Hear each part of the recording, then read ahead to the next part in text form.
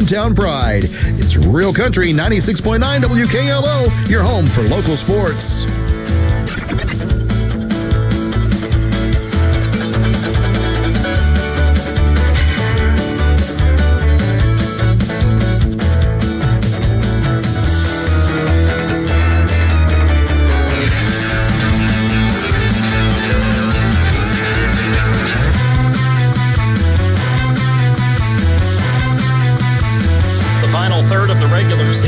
Has arrived, in a series that has had its share of close results may add another tonight. Good evening, and thank you for joining our high school football broadcast here on 96.9 WKLO, streaming online at WKLO969.com. And also, you can find us on our YouTube channel, WKLO 96.9, also on your Alexa. Just say, Alexa, listen to 96.9 WKLO.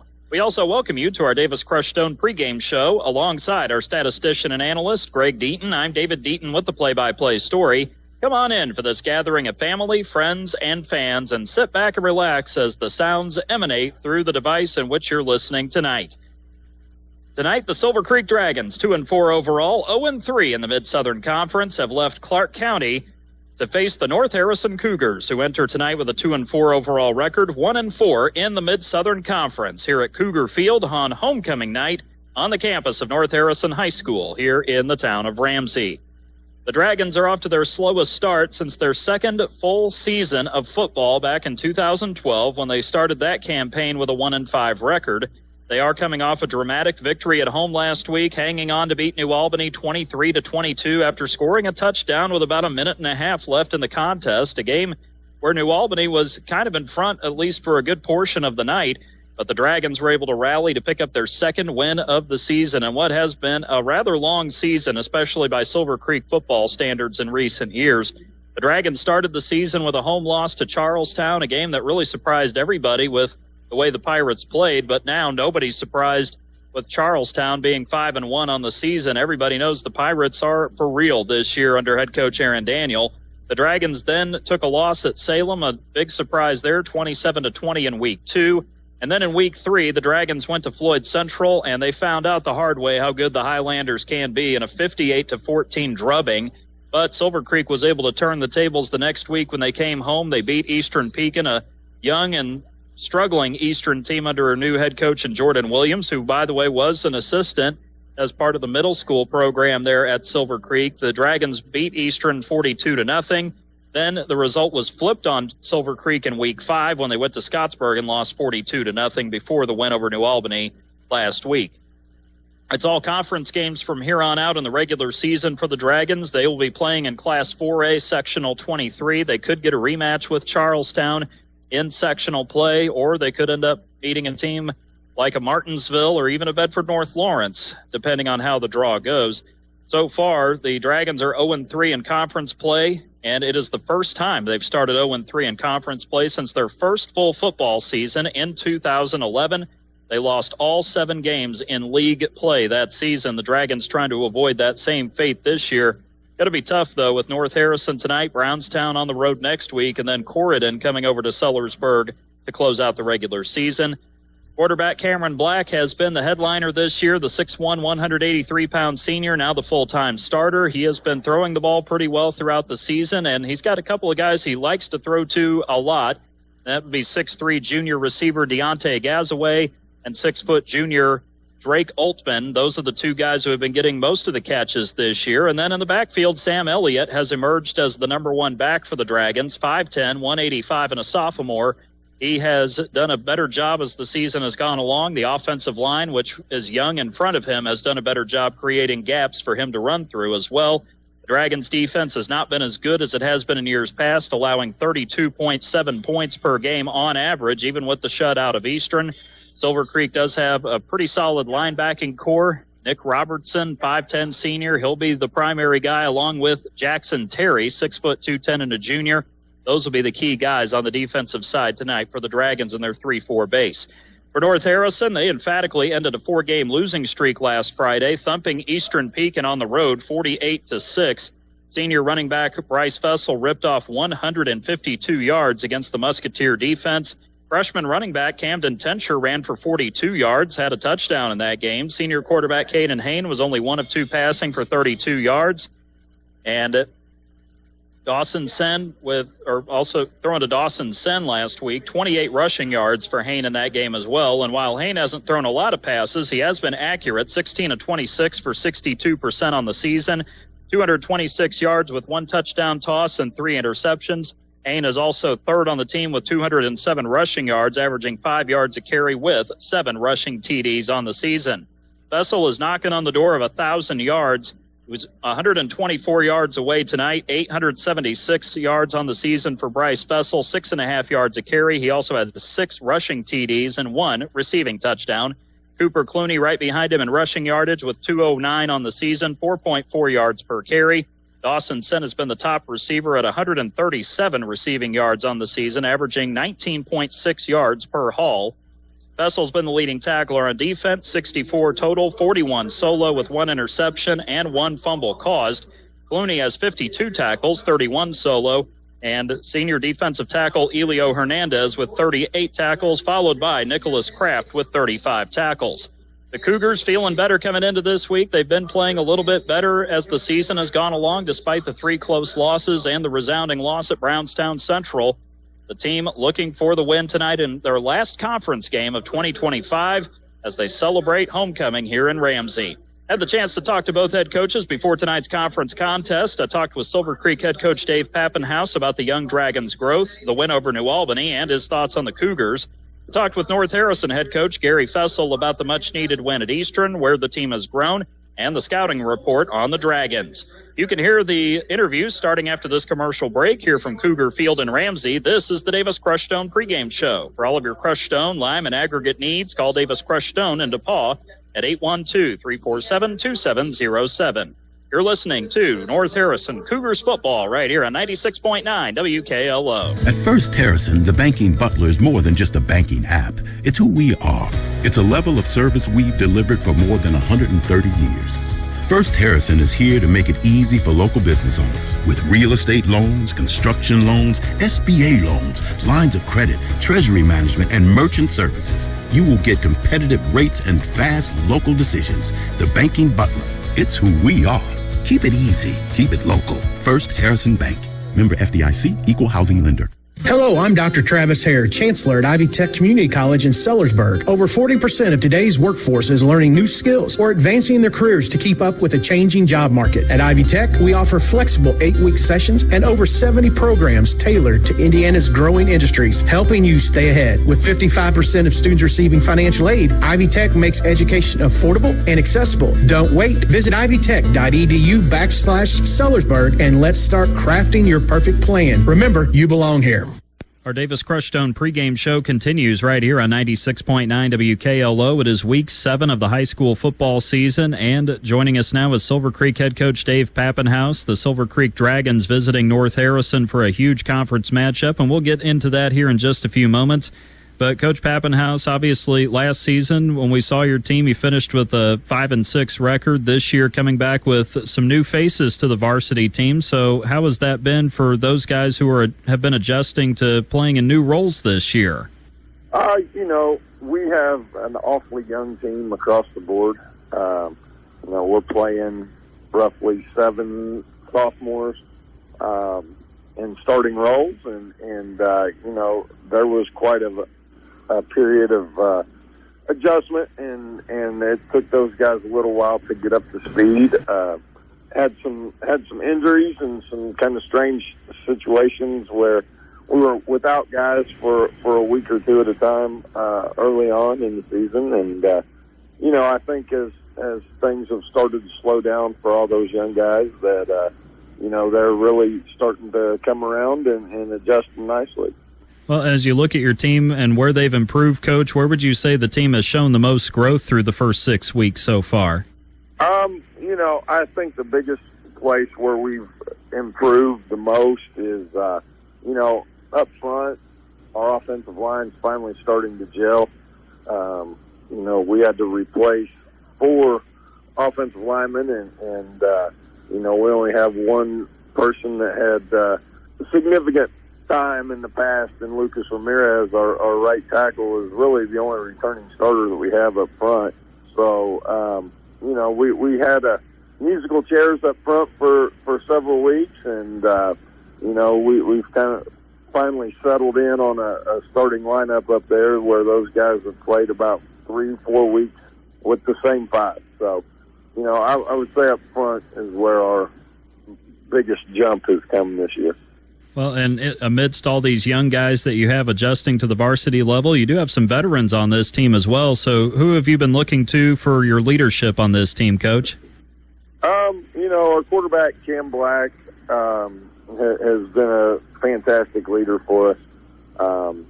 While it's his first full season being our starter, he did come in based off injury towards the end of last year. I think his first varsity start was the North Harrison game last year. He's had about a season and a third in that role, and he's done a really nice job of leading the charge for us. Kilo Lee at running back has been a very good leader for us. It's kind of a freak thing. Broke his leg in pregame warm-up. So, tough deal there, but, Kilo's been a fantastic leader for us this year. And you mentioned the young guys, getting them acclimated to the varsity level. Is there anybody that's really jumped out with how much of an impact they've had on the team so far? Yeah, there's quite a few. I mean, we've gotten a lot of big plays. Sam Elliott at running back, Elliott Lanehart at receiver. Drake Altman's had a really good year. Deontay Gazaway has really shined at times. Jaden Williams on the defensive side of the ball has played well. And then Gage Gansey and Gideon Harris have both, had pretty solid seasons for us at outside linebacker, and most all of those guys are sophomores with a couple of juniors sprinkled in there. And then in the third phase of the game, Coach, how has special teams looked for the Dragons so far? Brady Anderson, our kicker and punter, has had a fantastic season, just a breakthrough season really for him. Hit a 41-yard field goal last week against New Albany. Really figured out punting. Brady's a kid that was a soccer guy that we converted last year. This year he's chose to focus solely on football, and I think he's had something 20-plus touchbacks on his kickoffs, and that's a big weapon right there. Yeah, no question about it. And you mentioned last week, of course, New Albany at home, and it was a come-from-behind win for you guys last week, and a big win against a New Albany team that had struggled, but your guys were able to find a way to get that win late.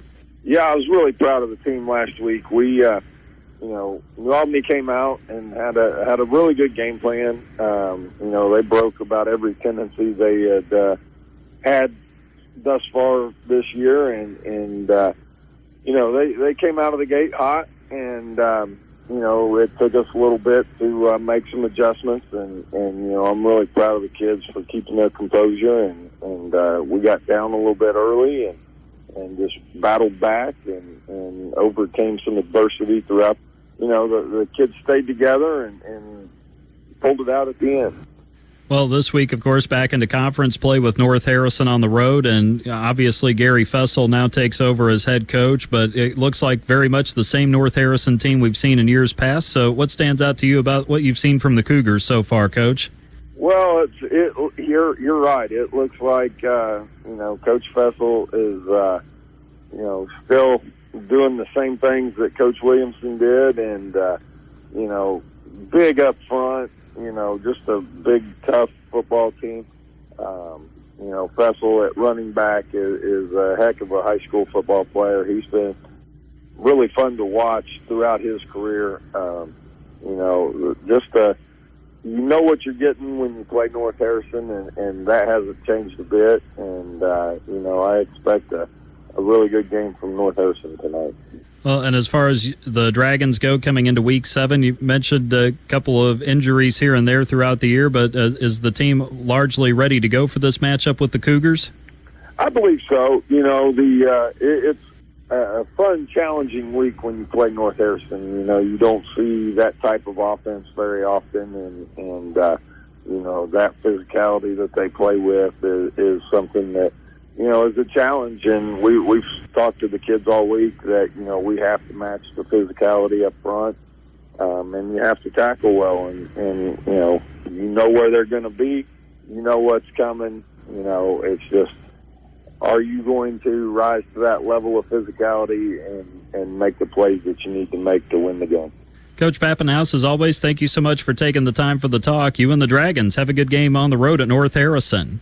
Thank you. Silver Creek head coach Dave Pappenhouse joining us here in our Davis Crushstone pregame show. Stay tuned. We've got Coach Fessel coming up after the break as you're listening to North Harrison Cougars football right here on 96.9 WKLO.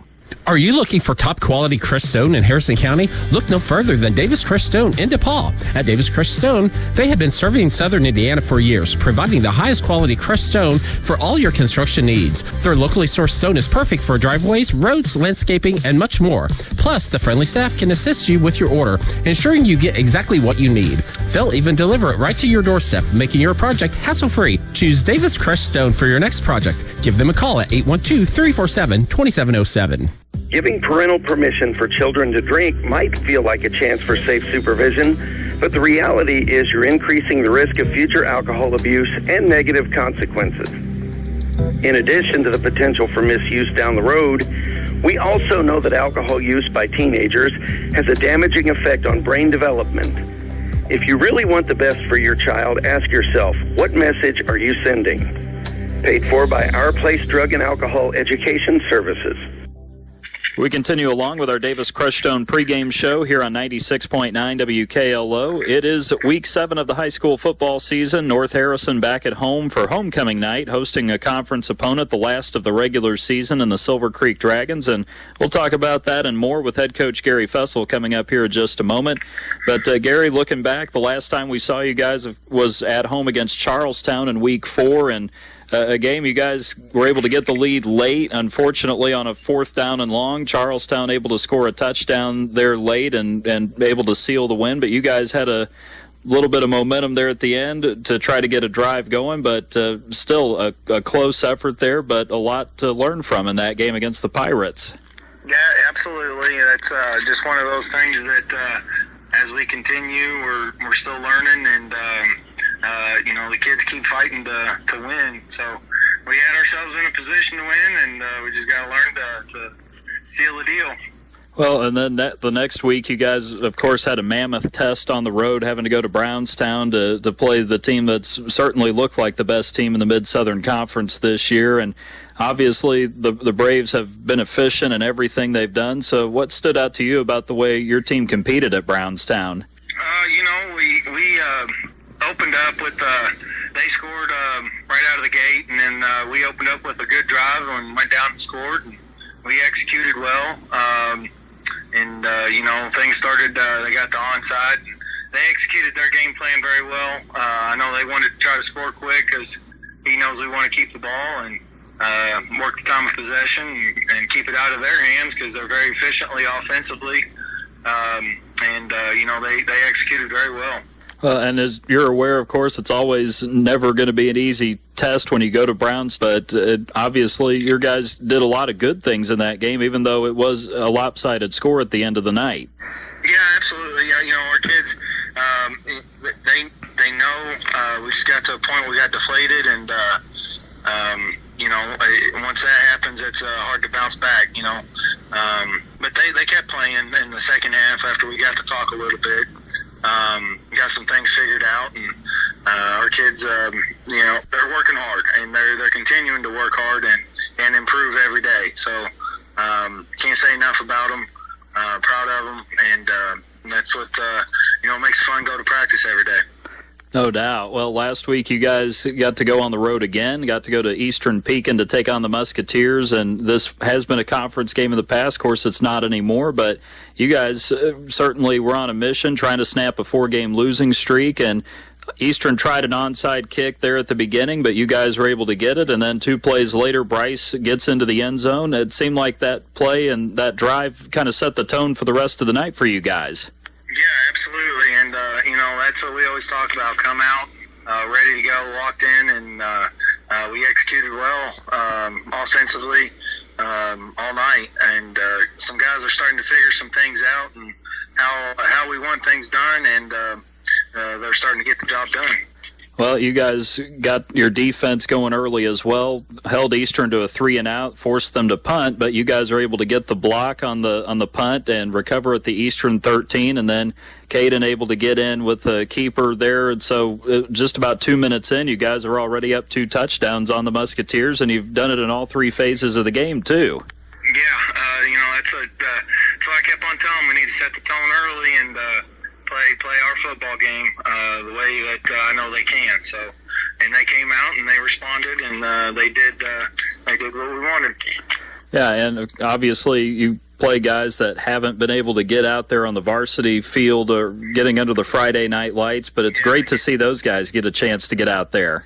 Get the younger guys, and they get excited about it. They're a little timid at first, but the more we can get those reps in for them at a varsity Friday night, the better it'll be in the future. So.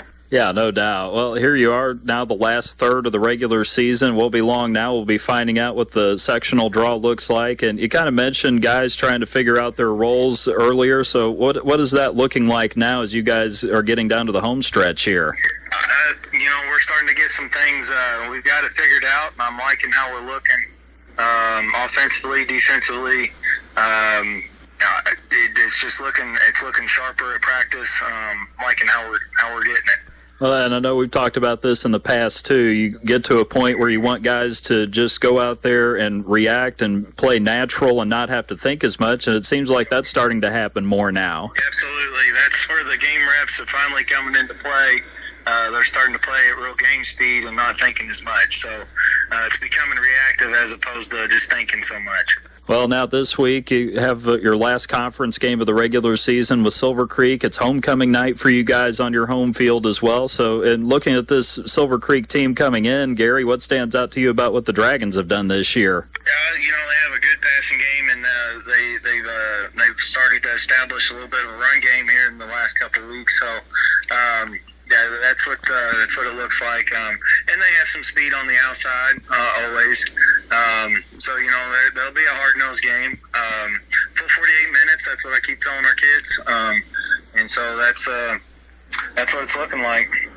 Well, and looking at their roster, just kind of watching them a little on video, it doesn't look like they're as big as they have been, especially up front over the past couple of years. But as always, they still have a lot of athletes out there. Yeah, absolutely. They're hard nosed. They got 70 kids on the roster, 70, 80 kids. So they've got some depth somewhere. I know that they'll come after it. They'll get after it, and they'll be aggressive. So. I just prepare the kids. They got to be ready for it. Well, no question about that. And, too, this is always a game, Gary. It seems like a lot of years it's always very competitive between you and Silver Creek, and it usually seems to come down to 1 or 2 plays down the stretch.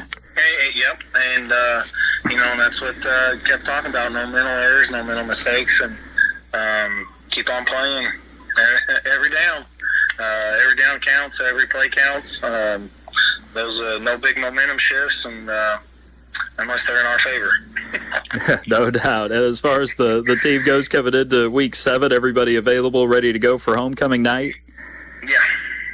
All right, sounds good. Gary, as always, thank you so much for taking the time for the talk. You and the Cougars have a good game at home with Silver Creek. All right, thanks, David. All right, that's Gary Fessel, head coach of the North Harrison Cougars. He's joining us here in our Davis Crushstone pregame show. Stay with us. The starting lineup is coming up after the break as you're listening to North Harrison Cougars football right here on 96.9 WKLO.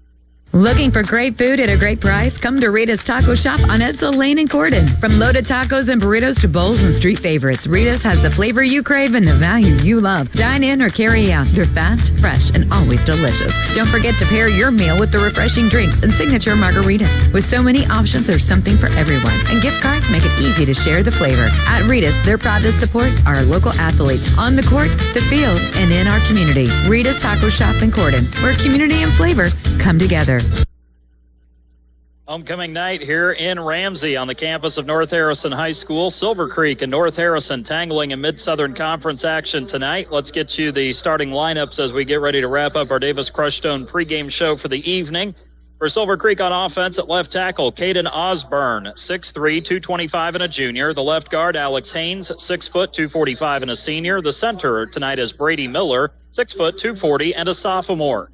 The right guard, Tony Poindexter, 5'8", 183 and a senior. The right tackle will be Lucas Ramirez at 6'3", 253 and a senior. The starting tight end will be Gideon Harris at 6'1", 210 and a sophomore. The wide receivers, Deontay Gazaway, 6'3", 177 and a junior, and Drake Altman, 6 foot, 175 and a junior. We'll take a break for the national anthem and continue with the lineup after this. You're listening to North Harrison Cougars football here on 96.9 WKLO. At Harrison County Hospital's orthopedic surgeons of Harrison County, they know pain and limited mobility can take a toll on your life. That's why the expert team is there, providing comprehensive, full-time orthopedic care right in our community. Led by Dr. John Connor, a board-certified orthopedic surgeon, along with physician assistant Christina Gunter and nurse practitioner Jeannie Doan. They deliver personalized care to help you move freely again. Don't let pain hold you back. Call Harrison County Hospital today and take the first step toward recovery. 812-734-3800 or online hchin.org. You've been thinking about it, that bathroom upgrade you've always wanted. Well, what are you waiting for? At Indiana Home Pro and Lawyers Paint Home, they offer cost-effective acrylic baths and showers, less invasive to install, easy to clean, and built to last. Need an ADA remodel or aging-in-place design? Jason and Carla are your local experts right here in historic downtown Gordon. Stop by their South Capitol Avenue location today or give them a call. Indiana Home Pro and Lawyers Paint Home, your local source for every project. Come see our mom and dad. Continuing with the Silver Creek lineup and their spread single-back offense, Deontay Gazaway and Drake Altman at wide receiver. The wing-back or the H-back in this offense will be Silas Fleming, 5'10", 220 and a senior. The starting running back, Sam Elliott, 5'10", 185 and a sophomore. And the starting quarterback, Cameron Black, 6'1", 183 and a senior. For North Harrison defensively, the defensive ends, Nicholas Kraft and Colin Denton. Kraft, 6'2", 170 and a junior. Denton, 6'3", 210 and a senior. The nose tackle, Braylon Goris at 5'10", 240 and a senior. The defensive tackle, Taylor Receiver, 6'5", 305 and a senior. The Sam linebacker, Cooper Clooney, 5'8", 160 and a junior. The Will linebacker, Dawson Sen, 6 foot, 175 and a senior. And the Mike linebacker, Bryce Fessel, 5'11", 175 and a senior. The cornerbacks, Jaden Whitlock and Landon Banks. Whitlock, 5'11", 140 and a senior. Banks, 6 foot, 195 and a junior. The strong safety, Logan Denton, 5'11", 150 and a sophomore. The free safety, Caden Hain, 6 foot, 185 and a senior. For North Harrison offensively, the left tackle, Taylor Receiver tonight. The left guard, Brody Combs. The center is Aiden Dennison. Combs is 5'11", 220 and a sophomore. Dennison, 5'10", 270 and a senior.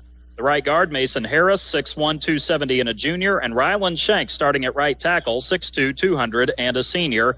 The starting tight end tonight is Garrett Tucker, 6'2", 210 and a sophomore. The Z receiver to start tonight, Dawson Sen. The starting fullback will be Cooper Clooney. The starting kingback, Colin Denton. The starting running back is Bryce Fessel, and Caden Hain will be the starting quarterback for the Cougars. For Silver Creek on their defense tonight, 3-4 base. Defensive tackles, Brody Tex and Donovan Whitehead. Tex, 5'11", 233 and a senior. Whitehead, 6'6", 225 and a junior. The nose tackle, A.J. Link, 5'7", 192 and a senior. The outside linebackers, Jackson Terry, 6 foot, 210 and a junior. And Etienne Burkett, 5'8", 215 and a senior. The inside linebackers are Nick Robertson at 5'10", 215 and a senior, and Sam Elliott. The cornerbacks are Deontay Gazaway and Drake Altman. Strong safety, Jaden Williams, 5'6", 155 and a junior, and the free safety, Trayton Lee, 5'9", 159 and a junior. For Silver Creek, Dave Pappenhouse is in his 7th year as the head coach of the Dragons, while their record is 40-27. Gary Fessel and North Harrison in year 1. The Cougars so far 2-4 on the season. Silver Creek will kick off. Brady Anderson will be handling the kicking tonight for Silver Creek. He is a 6'2", 160-pound junior. The Dragons in the road white jerseys, orange numbers, blue letters. Silver Creek, medium block, rounded off letters across the front of the uniform above the number. Anderson kicks it from right to left. And Landon Banks gets it for North Harrison around the 14-yard line. He cuts it up to the 20, gets back to the middle, and then gets taken down at the 24-yard line. And that is where the Cougars will get started. Ethan Burkett is the one who makes the tackle. Silver Creek also has the orange stripes around the blue stripe on the shoulder, the blue pants with the white stripes surrounded by the two orange stripes, the orange helmet with the blue stripe down the middle, white stripes on either side, and Dragons in orange in script on both sides, trimmed in white. North Harrison in the home blue uniforms tonight, white numbers, NH logo, small on the front of the jersey, numbers on the shoulders, double white stripes over the shoulders, white pants, double blue stripes, and the white helmet with the blue stripe down the middle and the jersey number on both sides. Caden Hain gets the first carry of the night, and he is able to take it forward for a gain on the play. Gets across the 30 down to the 31-yard line. That'll be a pickup of 7 on the carry, and it will bring up second down and 3 for North Harrison. He just slipped that last tackle. He was gone. He had an opportunity to take off had he been able to do so, but for the shoestring tackle there from Silver Creek. He had open field. Hain under center, takes the snap, hands it to Bryce Fessel. Bryce tries to run near side or to the right and doesn't go very far at all. In fact, he only picks up a short gain, probably got 2 on that carry, so that'll bring up a 3rd and 1 coming up here. Again, Bryce coming in 124 yards away from reaching 1,000 on the season, and he would be the 9th year in a row the Cougars have had somebody reach 1,000 yards rushing, which is quite a feat considering everybody knows what's coming with this North Harrison offense. Cooper Clooney is the fullback in the I formation. Under center is Hain. Fessel behind. Cougars going left to right. And the handoff goes to Clooney, the fullback, and he's going to get the first down. He'll pick up 2 yards to the 35-yard line. That's where they have him marked. A whole host of Dragon tacklers in there. Coming out of the pile is Nick Robertson. Ethan Burkett was also there. It's a 2-yard run for Cooper Clooney and a first down for this Cougar offense, the first of the night for either team. North Harrison off to a good start. They're just trying to work the ball down the field. Sen is the lone receiver split out to the near side or to the right of the formation. Under center is Hain, hands it off. Clooney trying to block in front, but the Dragons able to get back to Fessel, who leans forward. A flag comes out. Bryce might have gotten a yard, but the penalty may negate that anyway, as the Dragons had A.J. Link in there to make the stop. See what the flag is about. The officials are having a conference over it right now, and the official call will come, and it will be a chop block against the Cougars. That's going to be a costly penalty for this North Harrison offense. Ball will be placed from the line of scrimmage at the 35-yard line, and typically a chop block is an automatic 15-yard penalty. It's the same as a personal foul. And so with that, the Cougars back to the 20. It'll be first down and 25 for North Harrison. Not very often we see the Cougars get a penalty of that variety, but apparently somebody up front was in on that block and did a little too much there. Receiver actually going to be playing tackle. Here's the handoff goes to Bryce. And Fessel trying to dive forward, not going to get much here. A couple of Dragon tacklers in there again, and it's A.J. Link, the nose tackle, who gets there again. It'll be a 2-yard carry. Second down and 23 coming up now for this North Harrison offense. Fessel so far has been limited to 4 yards on his first 2 carries. So the Dragons, as some or most would expect, so far keying in on him. Then will be the receiver out to the left or to the far side of the formation this time. I formation for the Cougars. The snap, this time the pitch back to Bryce. He tries to find room running to his left. However, again, there's not a lot there. And he might have been able to get back to the 22. That's about it. Ethan Burkett is the one who makes the tackle. 5'8", 215, and a senior. No yardage there for Fessel.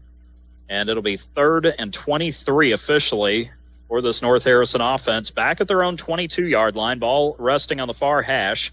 They'll send 2 receivers near side. Dawson Sen will be in the slot. Out wide will be Logan Denton. I formation behind Hain, who goes under center. Play clock down to 7. Game clock at 8:34. Snap. throw. Hain throws it out to Denton near side. Caught it, but he's not going anywhere after he gets the haul, as Max Stolberg, 6'4", 170, and a senior, is the one who makes the tackle there for the Dragons. It'll be a 6-yard gain up to the 28-yard line on the pass catch for Denton. That's his second catch of the season. At 9 yards on his previous catch against Charlestown. On to punt now is Dawson Sen, back deep for Silver Creek. They've got the two guys back there, and it looks like if official's going to blow the play dead, because actually it's Hain who's punting, and Caden trying to go down to get the snap, and apparently the knee went down. So that will be a turnover on downs, actually, for the Cougars coming up here, and this will be a loss of yardage to go with it. A big loss for Hain, actually. This will be a loss back to the 16-yard line of the Cougars. Will be a loss of 12 on the play. It's not good. So that'll actually go in Caden's rushing stats there, unfortunately. He'll lose 12 yards on that. So 7:54 to go first quarter. The Dragons take over 1st and 10 at the North Harrison 16, already into the red zone with their first possession of the night. Very unusual. Don't see that happen very often.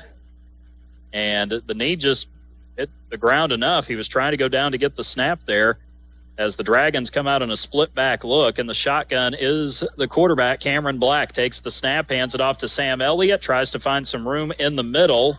Elliott was lined up to the left or to the near side of Black, and Elliott gets down near the 10, about to the 12-yard line. It'll be a 4-yard carry for Elliott.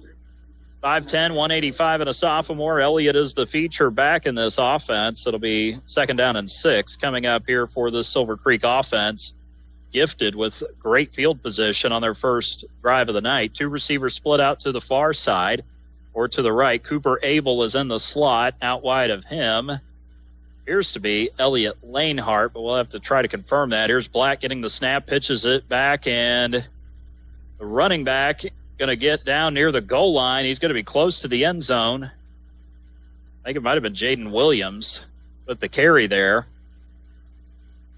That number is hard to see. A little bit, the orange, a little hard to see right now. I'm going to say Jaden Williams got the carry there. He gets it down to the 1-yard line, so it is a gain of 11 on the carry. And that'll make it 1st and goal at the 1-yard line for Silver Creek. Black goes under center. Actually, he will be in the shotgun again. Here's the snap, handoff to Altman. He'll walk through the hole on the left side of the line for a touchdown. Drake Altman with a 1-yard touchdown first there to get the Dragons on the board first. 6:49 to go. That drive took just 1 minute and 5 seconds to complete for this Silver Creek offense. And the Dragons are on the board first. Brady Anderson will be the kicker. Cameron Black, the quarterback, is the holder. The long snapper is Jackson Terry, 6 foot, 210, and a junior. Silver Creek going toward the east end zone or from right to left. Anderson ready to line this one up for the PAT, former soccer player. Snap a little high, hold down though, but Anderson kicks it right between the uprights and good. So a difficult start for North Harrison. 7 plays for minus 8 yards total on their initial drive that took 4 minutes and 6 seconds. Silver Creek answers with the touchdown run and lead it 7-0. 6:49 to go first quarter. First Harrison Banking Butler scoreboard. You're listening to North Harrison Cougars football here on 96.9 WKLO. Looking for great food at a great price? Come to Rita's Taco Shop on Edsel Lane and Corden. From loaded tacos and burritos to bowls and street favorites, Rita's has the flavor you crave and the value you love. Dine in or carry out. They're fast, fresh, and always delicious. Don't forget to pair your meal with the refreshing drinks and signature margaritas. With so many options, there's something for everyone. And gift cards make it easy to share the flavor. At Rita's, they're proud to support our local athletes on the court, the field, and in our community. Rita's Taco Shop in Corden, where community and flavor come together. Real country, pure country. 96.9 WKLO, Hardinsburg, Corridon, Paoli. Drake Altman capping off a 3-play, 16-yard drive for the Silver Creek Dragons to get this one started tonight. And with the Brady Anderson extra point, it is already 7-0. 3 plays, 16 yards. It took 1 minute and 5 seconds for Silver Creek to reach pay dirt averaged about 22 seconds per play there as Anderson will approach the ball. He kicks this one. This is a line driver. Banks bobbles it, catches at the 5, runs to the near side, gets spun around on a leg tackle, and then goes down right around the 23-yard line. Dragons able to get the tackle, and it looks like Elliott Lanehart was the one who made the tackle there, 5'7", 175, and a sophomore. So this will start the Cougars at the 23-yard line, where it'll be first down and 10. North Harrison looking to recover after a tough start. The chop block on that drive really killed the drive for this North Harrison team. Happened right there after the third on the what would have been the fourth play of the drive there. Instead of first and 10 or second and 10 or second and actually I think it would have been second and 8. It ended up being first and 25, and the Cougars never recovered. Here's the snap, the handoff. Fessel getting it, running near side, spins, and able to make something out of that, even though it didn't look like there was much to be gained there. And making the tackle for Silver Creek. I'm trying to make out who it was there, I think. Let's see here. Was it who made that tackle there? I got Gage Ganchi, 6'2", 210, and a sophomore making the tackle there for the Dragons. And that was a run of 3 on the carry. 2nd and 7 there for Fessel and the Cougars. A handoff again. This time Bryce runs it opposite way, dives forward, and he's going to be short of the 30-yard line. Good effort, though, at the end of the run. And another tackle there for the Dragon defense. Looks like, trying to see who was that got the tackle there. Let's say it was Burkett, again, who made the tackle. So 3 yards on the first carry. Fessel goes for 3 more on the second carry. 3rd and 4 coming up here for this Cougar offense. 5.5 minutes to go here in the opening quarter as Hain will take it himself, and Hain running to the outside, going to the far side of the field, gets across the 35, and he will have first down yardage. Coming up here, this will be a run of 7 on the play. A couple of Dragon tacklers able to get there to finally stop him, but Caden Hain has been the biggest source of offense so far. Another 7 on that carry, has 14 yards on 2 carries, and it's another Cougar first down.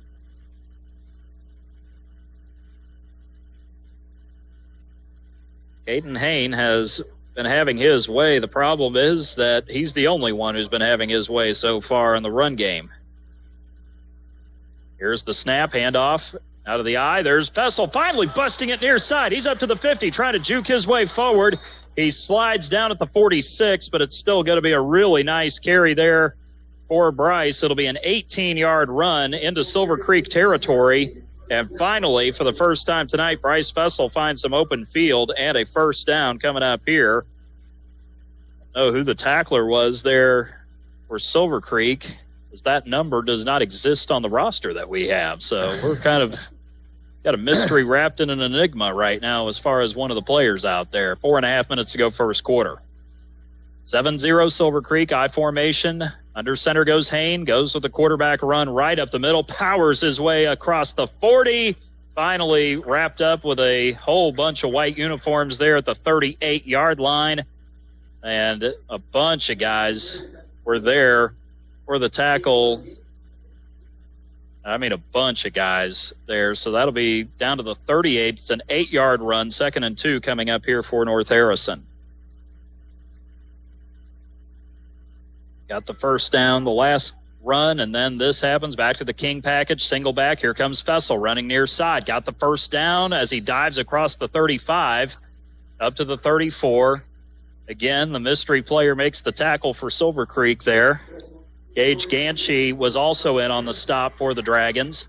That'll be a 4-yard carry to the 34 and a first down again. The 4th time the Cougars have converted a first down, 3rd time on this drive. Be nice if the jersey number was actually on the roster, because that kid has been everywhere so far. Yeah, he's playing well, whoever he is.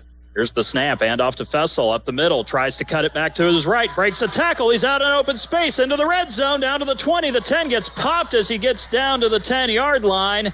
He took a shot there, almost helmet-to-helmet contact as he ran it downfield. A couple of Dragons able to get there for the stop, including Max Stolberg. Gets down to the 9-yard line, actually. That's where they will mark him down, and it will easily be a first down, a 25-yard run for Bryce Fessel, who has broken out twice on this drive. Up to 57 yards on that one. Well, and 2 of those runs have gone for 43. Here's the snap. Here's Hain running it up the middle, and he is going to get a good amount there down to the 3 as he'll pick up 6 on that carry. 2nd and goal coming up for the Cougars. Down to the Silver Creek 3. This drive looking more like a North Harrison drive. That was a 3 or 6-yard run for Hain. That time he was on the quarterback keeper. 2:40 left here in the first quarter on the First Harrison Banking Butler scoreboard. Cougars down a touchdown, but looking to change that here on this play or maybe the play after. Landon Banks will line up as a lead blocker behind the line with Braylon Goris. As Hain carries it, tries to plow his way forward, reaches across the goal line, running up the middle, and he's able to pop his way in for the touchdown. Caden Hain with a 3-yard quarterback keeper into the end zone. And the Cougars strike back with a 3-yard touchdown run. They're within a point now, and they are an extra point away from turning this into a tie game with 2:19 to go in the first. But it looks as though the Cougars might be trying to go for 2 here. 9 plays, 77 yards. And it was a drive that's going to take 4 minutes and 30 seconds off the clock. They'll go back to the King package. Single back with Fessel behind Hain. Caden takes the snap, hands it to Bryce. He'll plow his way over the right side of the line, and he's in for the 2-point conversion. 2:19 remaining in the opening stanza. North Harrison has taken the lead over Silver Creek. The score on the First Harrison Banking Butler scoreboard, 8-7. Cougars in the lead on homecoming night. You're listening to North Harrison Cougars football right here on 96.9 WKLO. And Harrison County Hospital's orthopedic surgeons of Harrison County. They know pain and limited mobility can take a toll on your life. That's why the expert team is there, providing comprehensive, full-time orthopedic care right in our community. Led by Dr. John Connor, a board-certified orthopedic surgeon, along with physician assistant Christina Gunter and nurse practitioner Jeannie Doan. They deliver personalized care to help you move freely again. Don't let pain hold you back. Call Harrison County Hospital today and take the first step toward recovery. 812-734-3800 or online hchin.org.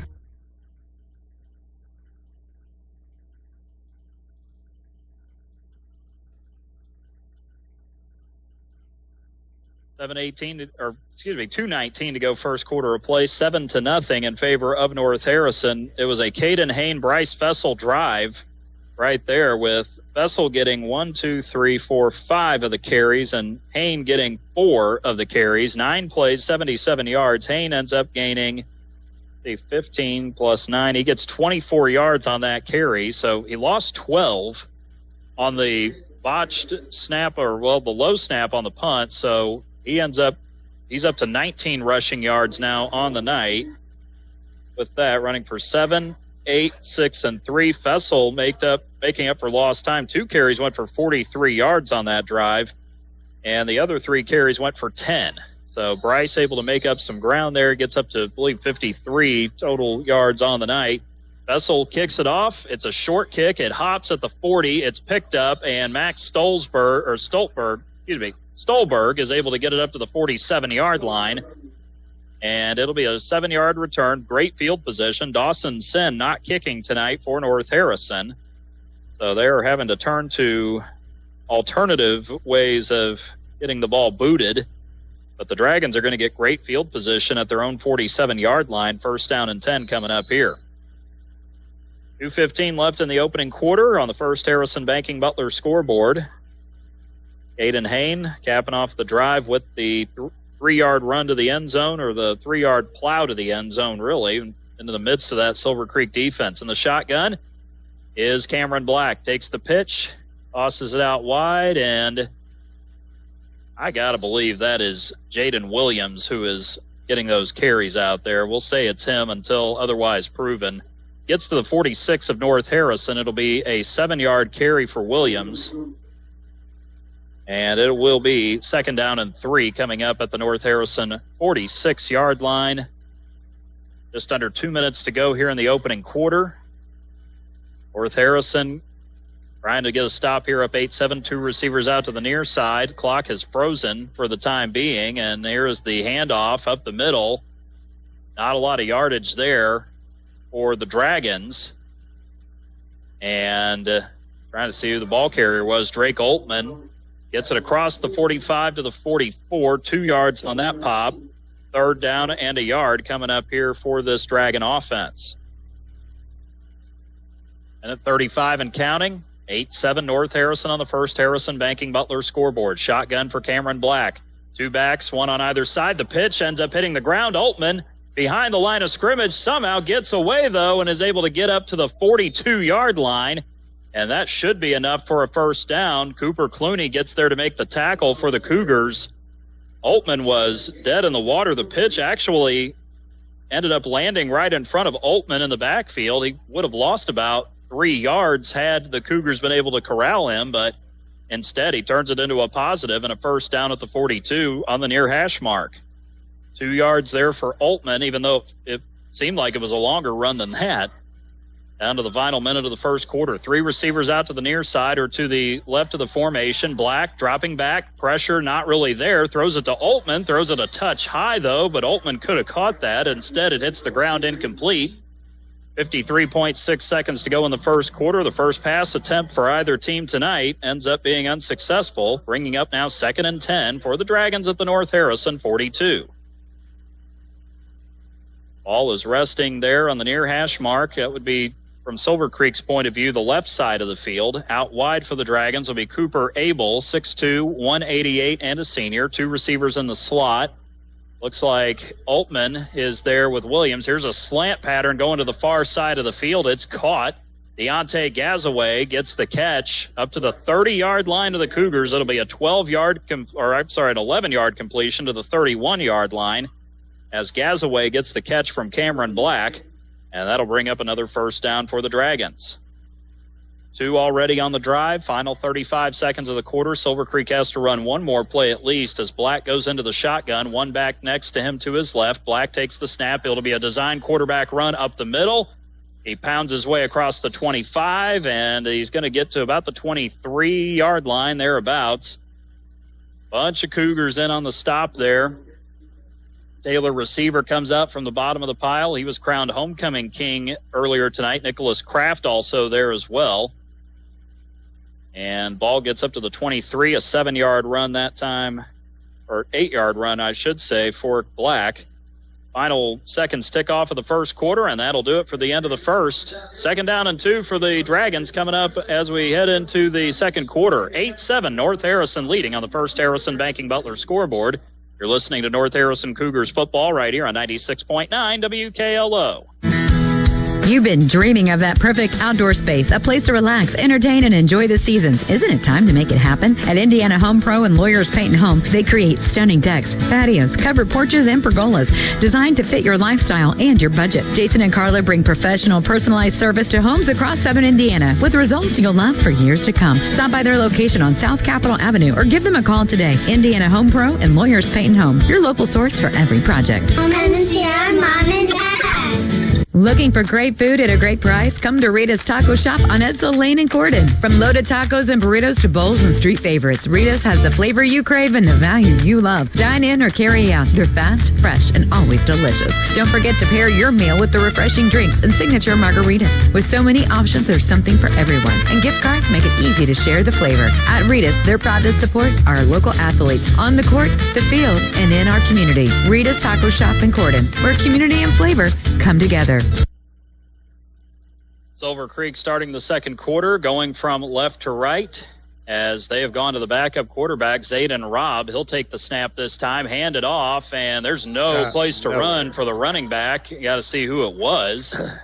It is the starter, Sam Elliott. He went nowhere on that play. 0.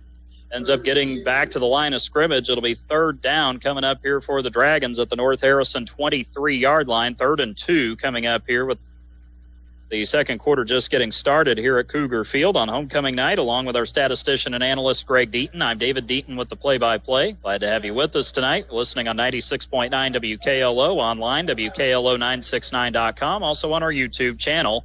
Here's Black getting the snap, pitches it near side, and there's Elliott going nowhere. He might have lost a yard. Cooper Clooney and Nick Kraft get in to make the stop. Elliott just had nowhere to go. The Cougars took a great pursuit angle, and apparently they're going to say Elliott once again goes for no yardage, so it'll be 4th and 2 coming up here for the Silver Creek offense at the North Harrison 23, and it looks as though the Dragons are going to try to go for it here. Yeah, been on him instantly. Both times. They were right there just as soon as he touched the ball. Elliott will line up kind of in front of Black in the shotgun. 3 receivers out to the far side or to the left. This is a keeper. Black's going to get the first down up to the 20, and he'll go no further after that. He runs into a cloud of blue uniforms there, including Taylor receiver and Cooper Clooney. But Black is able to get far enough upfield to get the first down. He'll give him the 19 on the forward progress. It'll be a 4-yard run for the quarterback, converting the 4th down and giving Silver Creek a first down here. Dragons work their way into the red zone of the Cougars. 10:34 left here in the second quarter. 8-7 is the score on the First Harrison Banking Butler scoreboard. Black in the shotgun, takes the snap, fakes the handoff to Elliott, throws a pass. It's bobbled and caught, and Deontay Gazaway walks into the end zone for the touchdown on the slant pass.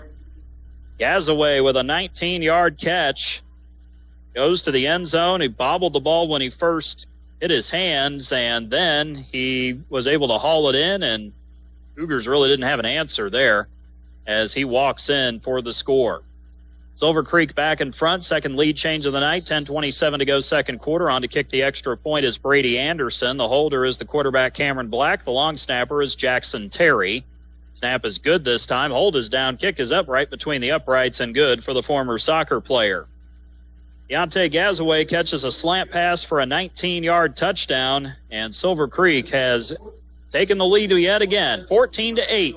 10:27 to go second quarter of play on the First Harrison Banking Butler scoreboard. You're listening to North Harrison Cougars football right here on 96.9 WKLO. Harrison County Hospital's orthopedic surgeons of Harrison County. They know pain and limited mobility can take a toll on your life. That's why the expert team is there, providing comprehensive, full-time orthopedic care right in our community. Led by Dr. John Connor, a board-certified orthopedic surgeon, along with physician assistant Christina Gunter and nurse practitioner Jeannie Doan. They deliver personalized care to help you move freely again. Don't let pain hold you back. Call Harrison County Hospital today and take the first step toward recovery. 812-734-3800 or online hchin.org. Silver Creek coming right back and answering North Harrison's touchdown, going 10 plays, 53 yards, in a drive that carried over from the end of the first into the second quarter. Silver Creek had a 4th down and 2. They decided to dial up Cameron Black on the quarterback run, and it paid off for a first down. A drive that took 3 minutes and 42 seconds to complete. And it is a passing touchdown for Black, who has been the highlight primarily of the Silver Creek offense this year, getting his first chance to start full time for a full season here in his senior year. A 19-yard touchdown pass that gives Silver Creek a 14-8 lead on the First Harrison Banking Butler scoreboard. Landon Banks gets the deep kickoff, able to get across the 25 and down to about the 28-yard line. So the best field position the Cougars have had, actually, to start this drive so far in the early part of this game, and it'll be first down and 10 from the 28-yard line of the Cougars as they go from west to east or from right to left here in quarter number 2. Kind of an uphill battle for him off and on right now. The consistency's got to get there. Well, it was certainly there the last drive after a very odd way to end. I mean, the chop block, you don't see it called very often. The Cougars very seldom commit that penalty, and that just completely shot the drive, not to mention the snap on the punt that went really low. The first handoff given here to Fessel, and he's only able to get to the 30-yard line. It'll be a short gain of 2 on the play. Dragons had a couple defenders there, including Jaden Williams was in on the stop there. He's listed as 3 on the roster. I think he's wearing 0 tonight, though, for Silver Creek. I don't know why, but that is what he's doing. Dawson Sen will be the receiver for the Cougars, split out near side or to the left of the formation. It will be single back king package look here for Caden Hain, and it looks like Silver Creek might have had somebody jump offside, and they did. So it will be an offside penalty coming up here, and it'll be on Gage Ganchi, 6'2", 210, and a sophomore. That encroachment penalty will cost the Dragons. All will be resting just across the 35. It'll be second down. And we'll say a short 3 after that penalty. First penalty on the Dragons tonight, incidentally. 9:42 left here in the second quarter.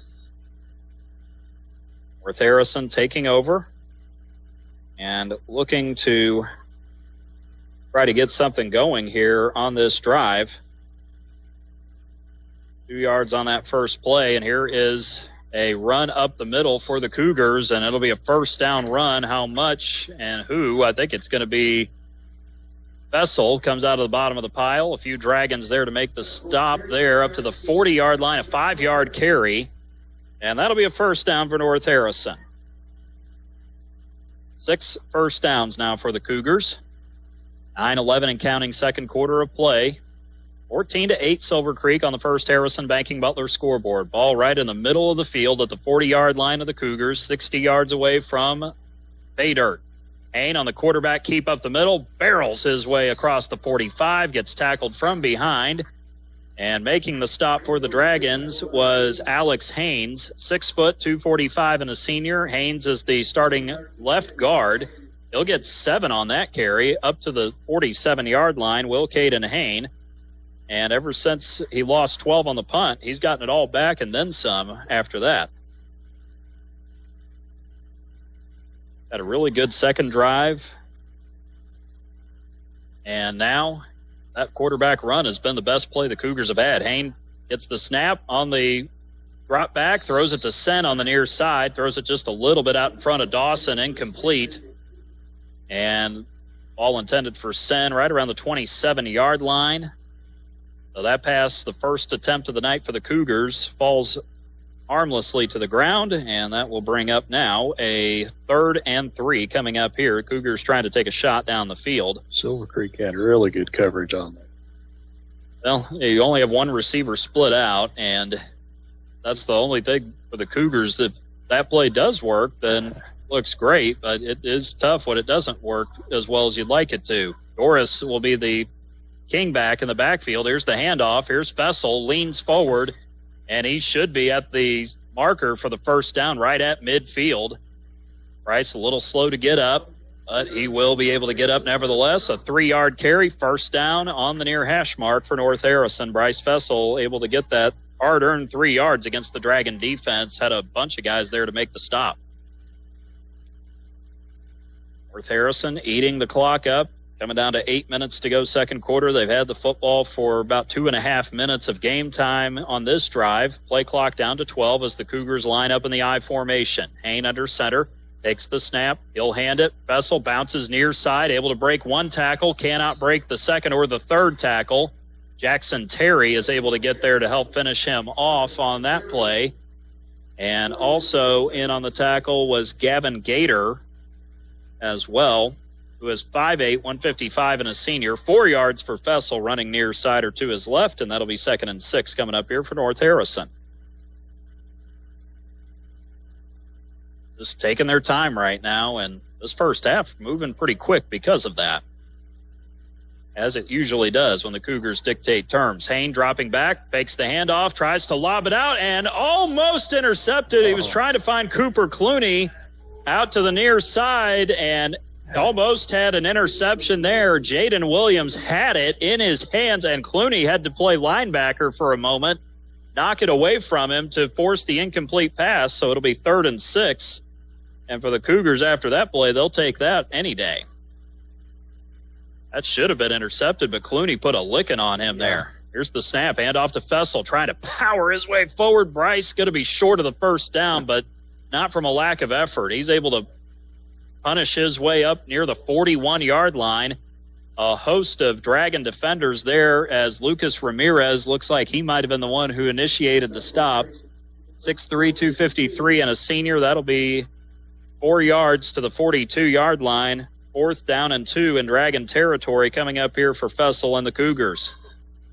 6:40 and counting. Silver Creek converted 4th and 2 on their last drive. Hain will go under center. Got the I formation. Caden might be keeping it here, but he gets up, 5 on the play clock. Coming back, the Cougars might just be calling timeout. Gary Fessel will do just that. 6:24 left here in the second quarter. We have a stoppage, and North Harrison down to Silver Creek, 14-8 on the First Harrison Banking Butler scoreboard. You're listening to North Harrison Cougars football right here on 96.9 WKLO. You've been thinking about it, that bathroom upgrade you've always wanted. Well, what are you waiting for? At Indiana Home Pro and Lawyers Paint and Home, they offer cost-effective acrylic baths and showers, less invasive to install, easy to clean, and built to last. Need an ADA remodel or aging-in-place design? Jason and Carla are your local experts right here in historic downtown Gordon. Stop by their South Capitol Avenue location today or give them a call. Indiana Home Pro and Lawyers Paint and Home, your local source for every project. Mom and Dad. Looking for great food at a great price? Come to Rita's Taco Shop on Edsel Lane in Gordon. From loaded tacos and burritos to bowls and street favorites, Rita's has the flavor you crave and the value you love. Dine in or carry out. They're fast, fresh, and always delicious. Don't forget to pair your meal with the refreshing drinks and signature margaritas. With so many options, there's something for everyone. And gift cards make it easy to share the flavor. At Rita's, they're proud to support our local athletes on the court, the field, and in our community. Rita's Taco Shop in Gordon, where community and flavor come together. North Harrison facing a 4th and 2, going to the King package. Single back here. Hain takes the snap, hands it off, and Bryce Fessel with the carry. He's got the first down and a little more after that as well.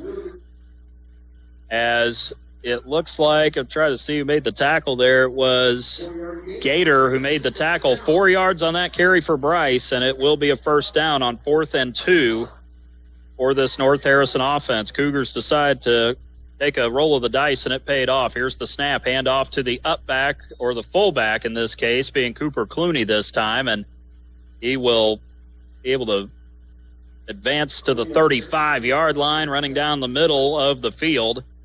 It'll be a 3-yard carry, 2nd down and 7 coming up here. Cougars kind of going with a quick huddle and lining it right back up in the I formation. Goris is the lead blocker, the King back to the left side behind the line. Here is the handoff. Fessel taking it. He's able to pound his way up the sideline, still going across the 20 or to the 25, down near the 20.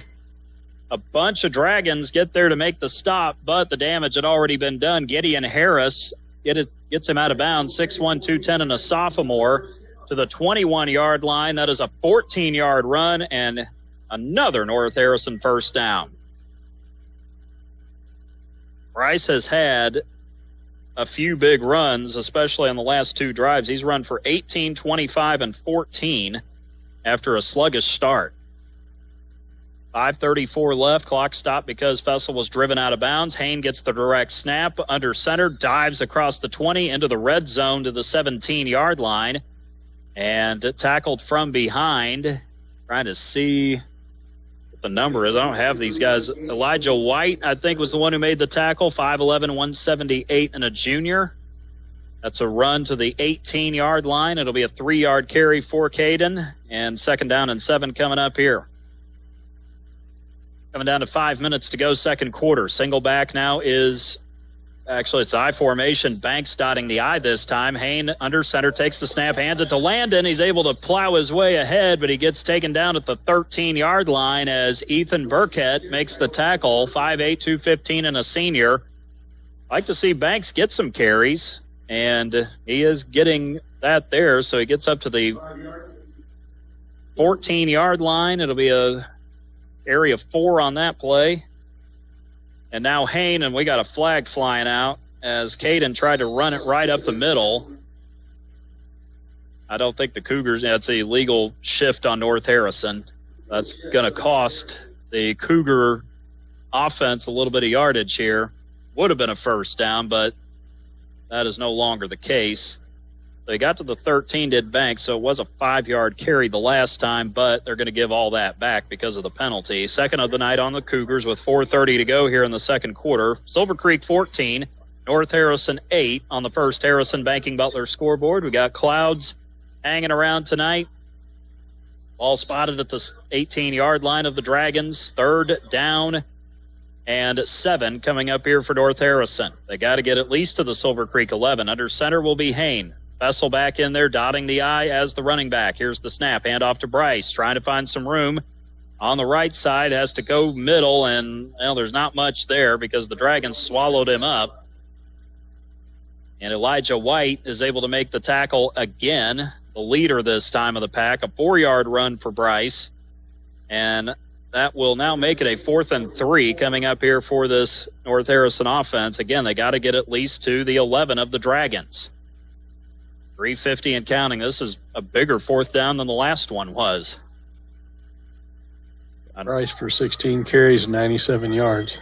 Well, that puts him 27 yards away from 1,000 on the season now. Hain under center. Single back behind him is Bryce.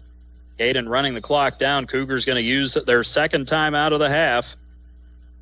So with 3:34 to go in the second, the Cougars stop the clock, and they still trail Silver Creek 14-8 on the First Harrison Banking Butler scoreboard. 4th and 4 for the Cougars coming up next. You're listening to North Harrison Cougars football right here on 96.9 WKLO. Prosser Hall of Fame celebrates alumni who turn their career into a lifelong legacy. Being a Prosser graduate isn't about achievement, it's a way of life. Here's alumni Brittany Danko. College is not for everybody. We have farmers, we have electricians, we have plumbers, we have firefighters. All of these programs are offered through Prosser, and it changes lives of everybody every single day. And to be honored through this program that I think so highly of is it's a dream. I'm very, very thankful. The Prosser Alumni Association is always looking for business partners to help graduates transition to employment. Visit prosseralumni.org.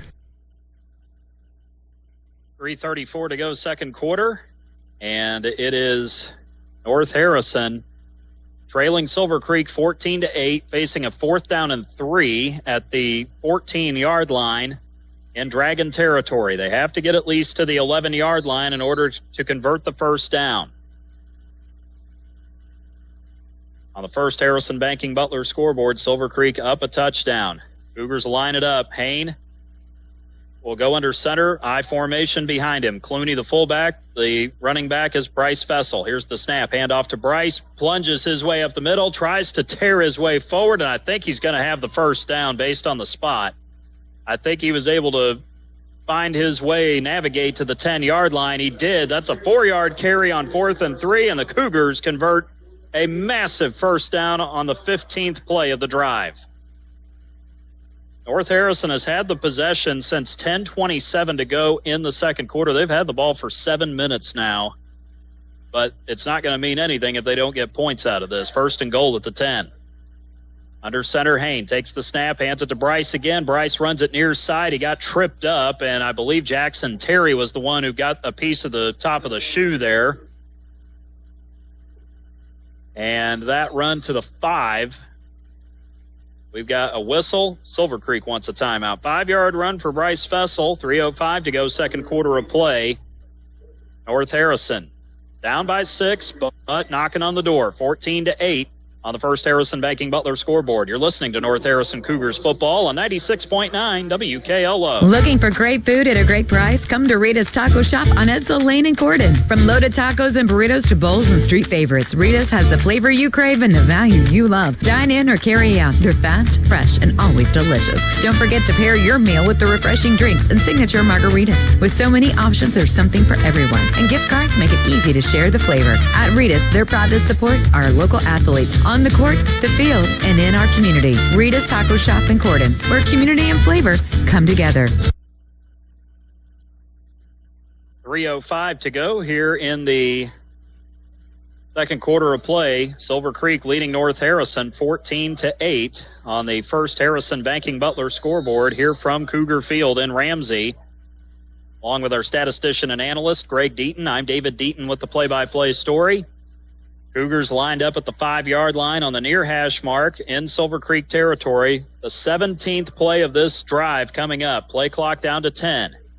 Under center goes Hain. King package, single back. It's Fessel in the backfield. Snap, handoff to Bryce. Tries to power his way ahead. He's going to be stood up just before he gets in at the 1-yard line.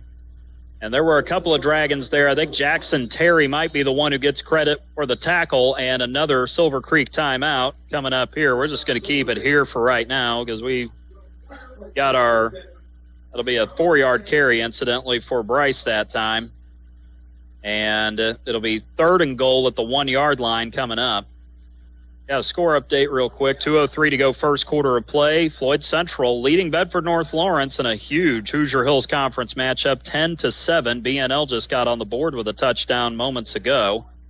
Meantime, Corydon Central at the end of one quarter, leading at home against Charlestown, 7-0. Coach Keller's team needing a bounce back after, frankly, coming up short at Salem last week. Yeah. And a great start because, man, that Charlestown offense has been rolling all season long.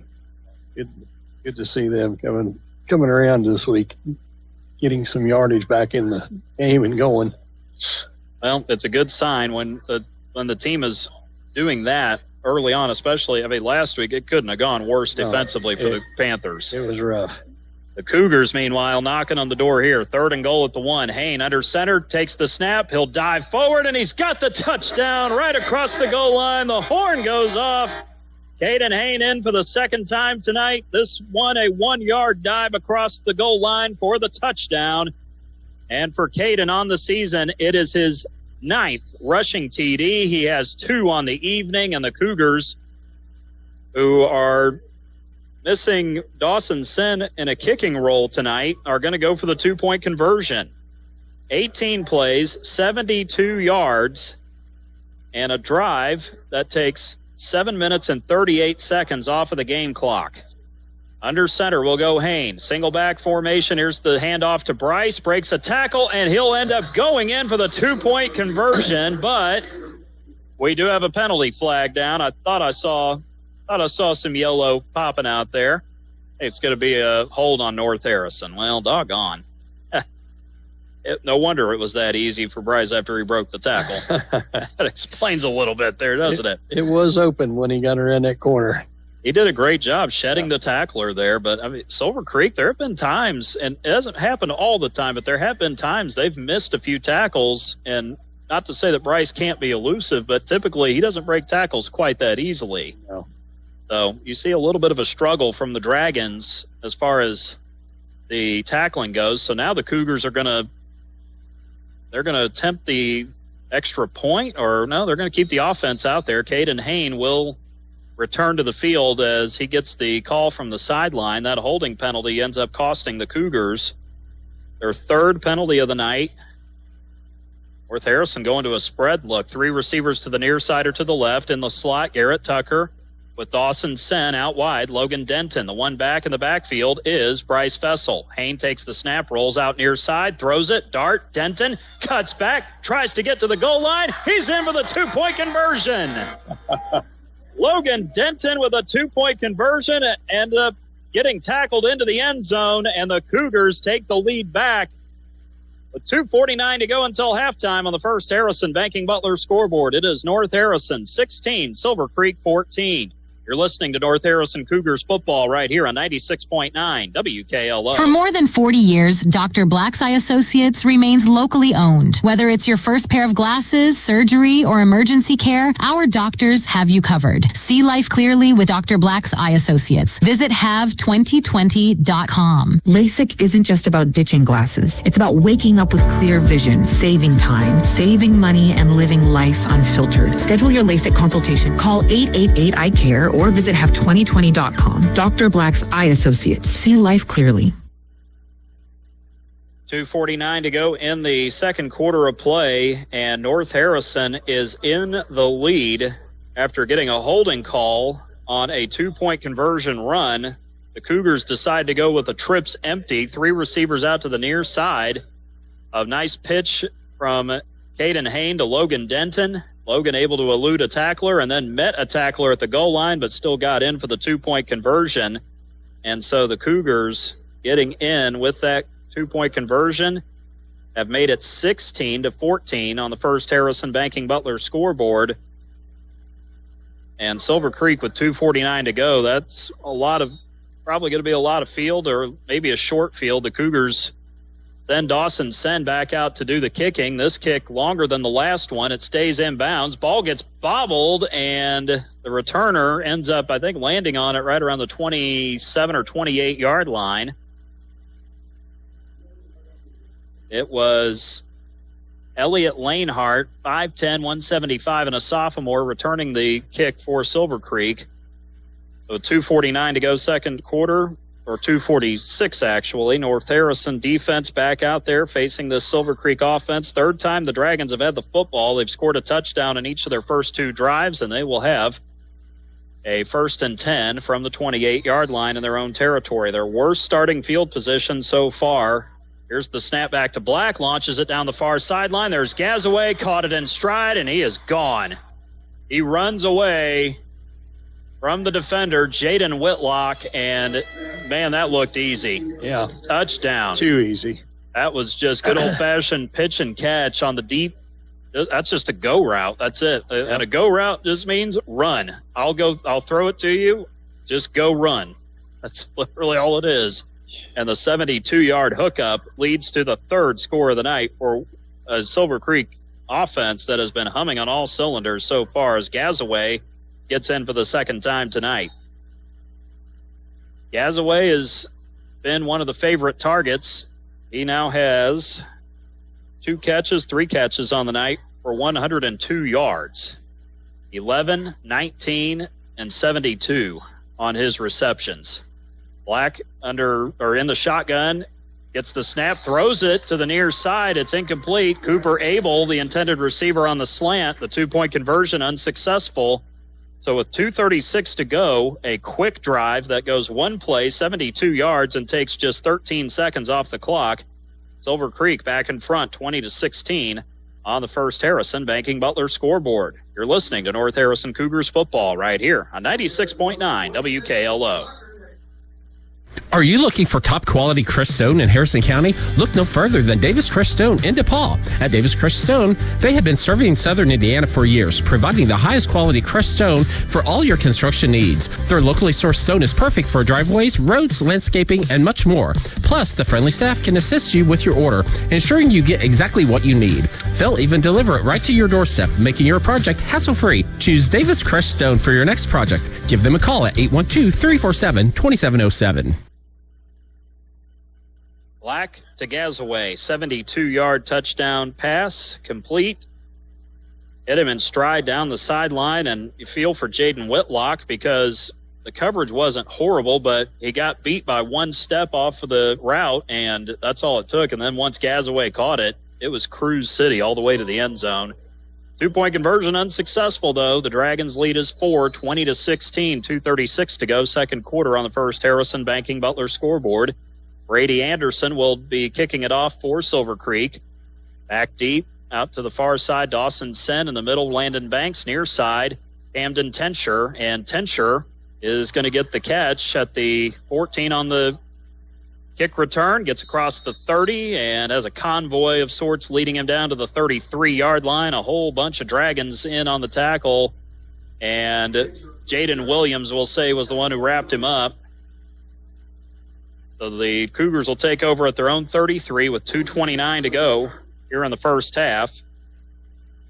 First down coming up, and unless either Fessel or Hain can find a hole and just blast through it, that's about the only way the Cougars can answer any quicker than Silver Creek did, or close to it for that matter.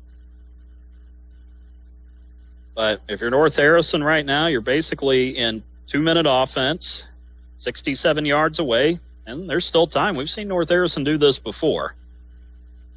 Here's the snap, single back. Here is Fessel. Bryce got a lot of room near side, breaks one tackle, but the second tackle gets there, and a couple of Dragons able to take him to the ground. Try to see who got him. Gideon Harris made the initial contact, and following him was Gavin Gator. That's a run of 7. Second down and 3 coming up. Cougars now to 2 minutes to go until halftime. And Fessel, incidentally, man, what a little twist there at the end of that run. He was going down at the 46, and then he's able to get 3 extra yards out of that. That was actually Cooper Clooney, I apologize, who made the carry there. Gets it to the 49, 9 yards on that run. First down. Clooney able to get some yardage that time. Here's the snap this time going to Fessel. Bryce breaking tackles into Dragon territory. Wrestles his way to the 42. That'll be a run of 9 on that carry. A couple of Dragons able to get there to make the stop. 126 yards. Well, if that is correct, and it's nothing else, we're at least in the neighborhood. Yeah. That would put him over 1,000 yards, and that makes it 9 years in a row now. North Harrison's had a 1,000-yard rusher. What a run in every possible way. 21 carries, 126 yards. He's gotten stronger. Here's the snap to Hain. Drops back, looks, trying to lollipop it up to Hassan, and he had him and strided into the bread basket at the 14 of Silver Creek down the near sideline, but unfortunately Dawson couldn't haul it in. He had 3 defenders around him, and Hain could not have thrown that any better than he did. It's unfortunate because I think Dawson took his eye off of it for just a split second, and that's all it took for the ball to fall incomplete. 3rd and 1 coming up at the Silver Creek 42. That was an amazingly good pass with all those guys around him. He had 3 guys right there around him. I mean, you can't throw it any better. I know Dawson would love to have that one back. He'll be split out to the far side this time, or to the right of the formation. King package, single back for Fessel. Bryce gets the handoff, bounces off one tackler, and is able to navigate across the 40. Looks like he'll be given the 38-yard line. The tackle made there by Tony Poindexter, 5'8", 183, and a senior. That'll be a run of 4 on the carry. First down for the Cougars. Here's the pitch to Fessel. He gets tripped in the backfield, and he goes nowhere after diving forward. And trying to see who made the tackle there. Cougars have to burn their last time out. I think A.J. Link was the one who got him. Fessel went for 4. We're just going to keep it here because we have 35.6 seconds left until halftime. It is a 2-yard run. Quite frankly, Bryce got to be grateful that he got that many yards out of that, really, because that was a heck of a shoestring tackle by the nose tackle, A.J. Link. Not very big, 5'7", 192, and a senior. He got there really quick. By the way, want to give a shout-out to North Harrison girls cross-country runner Jacqueline Goodman. She won the Little 4 cross-country meet over at Crawford County last night as an individual. So that's fantastic. Congratulations to her on that accomplishment. And I know the Cougars don't have a full boys or girls cross-country team, but it's always good to see the cross-country runners have success down in this area. North Harrison's had a lot of great runners over the years down here. Had a great tradition. I know they're low on numbers right now. That's kind of a common thing in some places around the area, but we do have a lot of good distance runners around this area. But as always, if you go to southwestern Indiana, that's where a lot of the good ones are too. Yeah, exactly. And sectional will be interesting. By the way, Corridon having a great season on the cross-country circuit right now as Hain, we return to action, takes the snap, rolling out to his right, found some room to run, and he's got more room to run. He cuts it all the way back across the field inside the 20. Still going down to the 16, and he's finally stacked up and taken down there. He ran to his right, cut back middle, ran to his left. Tony Poindexter will be the one who will get credit for the tackle down to the 17-yard line. And that run of 19 will be a first down coming up here for Caden Hain. And the Cougars, as one of the Dragon players, Jackson Terry, ran over the middle of the line. They're going to say a loss of yardage on the play. I think Fessel, I don't know what the heck just happened there. The clock should be stopping. That was a spike. And, man, what a weird sequence that was. I'm trying to decide, did Bryce Fessel get the handoff before that? Or I'm not sure what happened. I mean, I'm going to say, I think we'll say Bryce got the carry, but, I mean, say it's a loss of 4. It was Jackson Terry just, like, he came in like a bowling ball there. They're discussing it again. Now they have to reset. The clock should be, a lot of time ran off there. It'll be 2nd and 14 as, well, it should be 3rd down actually because Haynes spiked it. So we'll get the clock reset and then we'll get our bearings about us now. It'll be 2nd and 14 at the 20-yard line. Fessel had a loss on that? I don't know if he got it or if Hain had it. I don't know how to credit that because I honestly didn't really see the play all that well because that's what happens when you look down for 2 seconds. You'll miss something. It happens. Really quick. You know what? I think we can give that to Caden there. We'll say loss of 4 on that. I've not seen anything like that.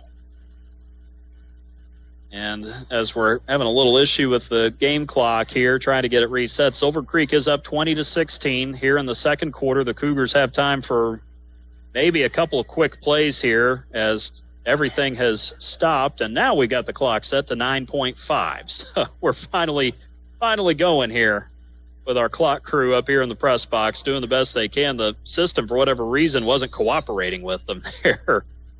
So even technology with the clock can backfire sometimes. Cougars send 3 receivers out to the far side or to the right. Snap. Hain drops back, looks, pressure coming. He's going to launch it toward the end zone. He's got Garrett Tucker. He bobbles it, and I think that it was intercepted in the back of the end zone with 0.8 of a second, and I'm trying to see who might have gotten the interception. Honestly can't tell. It might have been Jaden Williams, but I'm not entirely sure about that. But the Dragons will get it after the interception. So Hain throws the pick, first turnover of the night for either team. Only the 4th time Caden has been intercepted. Silver Creek will take over at the 20, first down and 10. But they really don't have any time to work with, though. 0.8 of a second might just take the knee and go into halftime. Cameron Black, they're lining up like that. Black will take the knee, and that will do it for the first half of play. What a wild ending to that first half for this North Harrison team. Touchdowns galore in the second quarter after a defensive battle in the first quarter. The Silver Creek Dragons possess the lead going into halftime at 20-16 over the North Harrison Cougars here on homecoming night in Ramsey, week 7 of the high school football season. Coming up, we'll take a break, and after the break, we'll get you into our Dr. Black's Eye Associates halftime report. We will have first half stats and analysis, and we will take a look at what else is going on around the area tonight as well.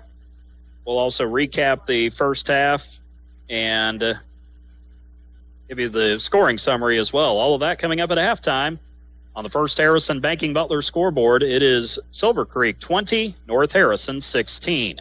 You're listening to coverage of North Harrison Cougars football right here on 96.9 WKLO. Real country, pure country. 96.9 WKLO, Hardensburg, Corydon, Paoli. For more than 40 years, Dr. Black's Eye Associates remains locally owned. Whether it's your first pair of glasses, surgery, or emergency care, our doctors have you covered. See life clearly with Dr. Black's Eye Associates. Visit have2020.com. LASIK isn't just about ditching glasses. It's about waking up with clear vision, saving time, saving money, and living life unfiltered. Schedule your LASIK consultation. Call 888-I-CARE or visit have2020.com. Dr. Black's Eye Associates. See life clearly.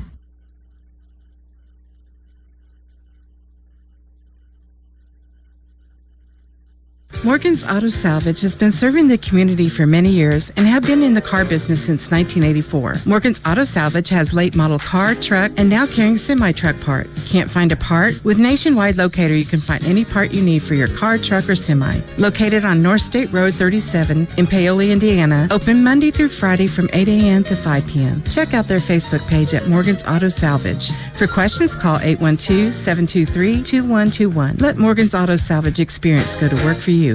Are you looking for top quality Chris Stone in Harrison County? Look no further than Davis Chris Stone in DePaul. At Davis Chris Stone, they have been serving Southern Indiana for years, providing the highest quality Chris Stone for all your construction needs. Their locally sourced stone is perfect for driveways, roads, landscaping, and much more. Plus, the friendly staff can assist you with your order, ensuring you get exactly what you need. They'll even deliver it right to your doorstep, making your project hassle-free. Choose Davis Chris Stone for your next project. Give them a call at 812-347-2707. It is halftime here at Cougar Field on the campus of North Harrison High School in Ramsey, and it has been a back-and-forth matchup so far between the Silver Creek Dragons and the North Harrison Cougars.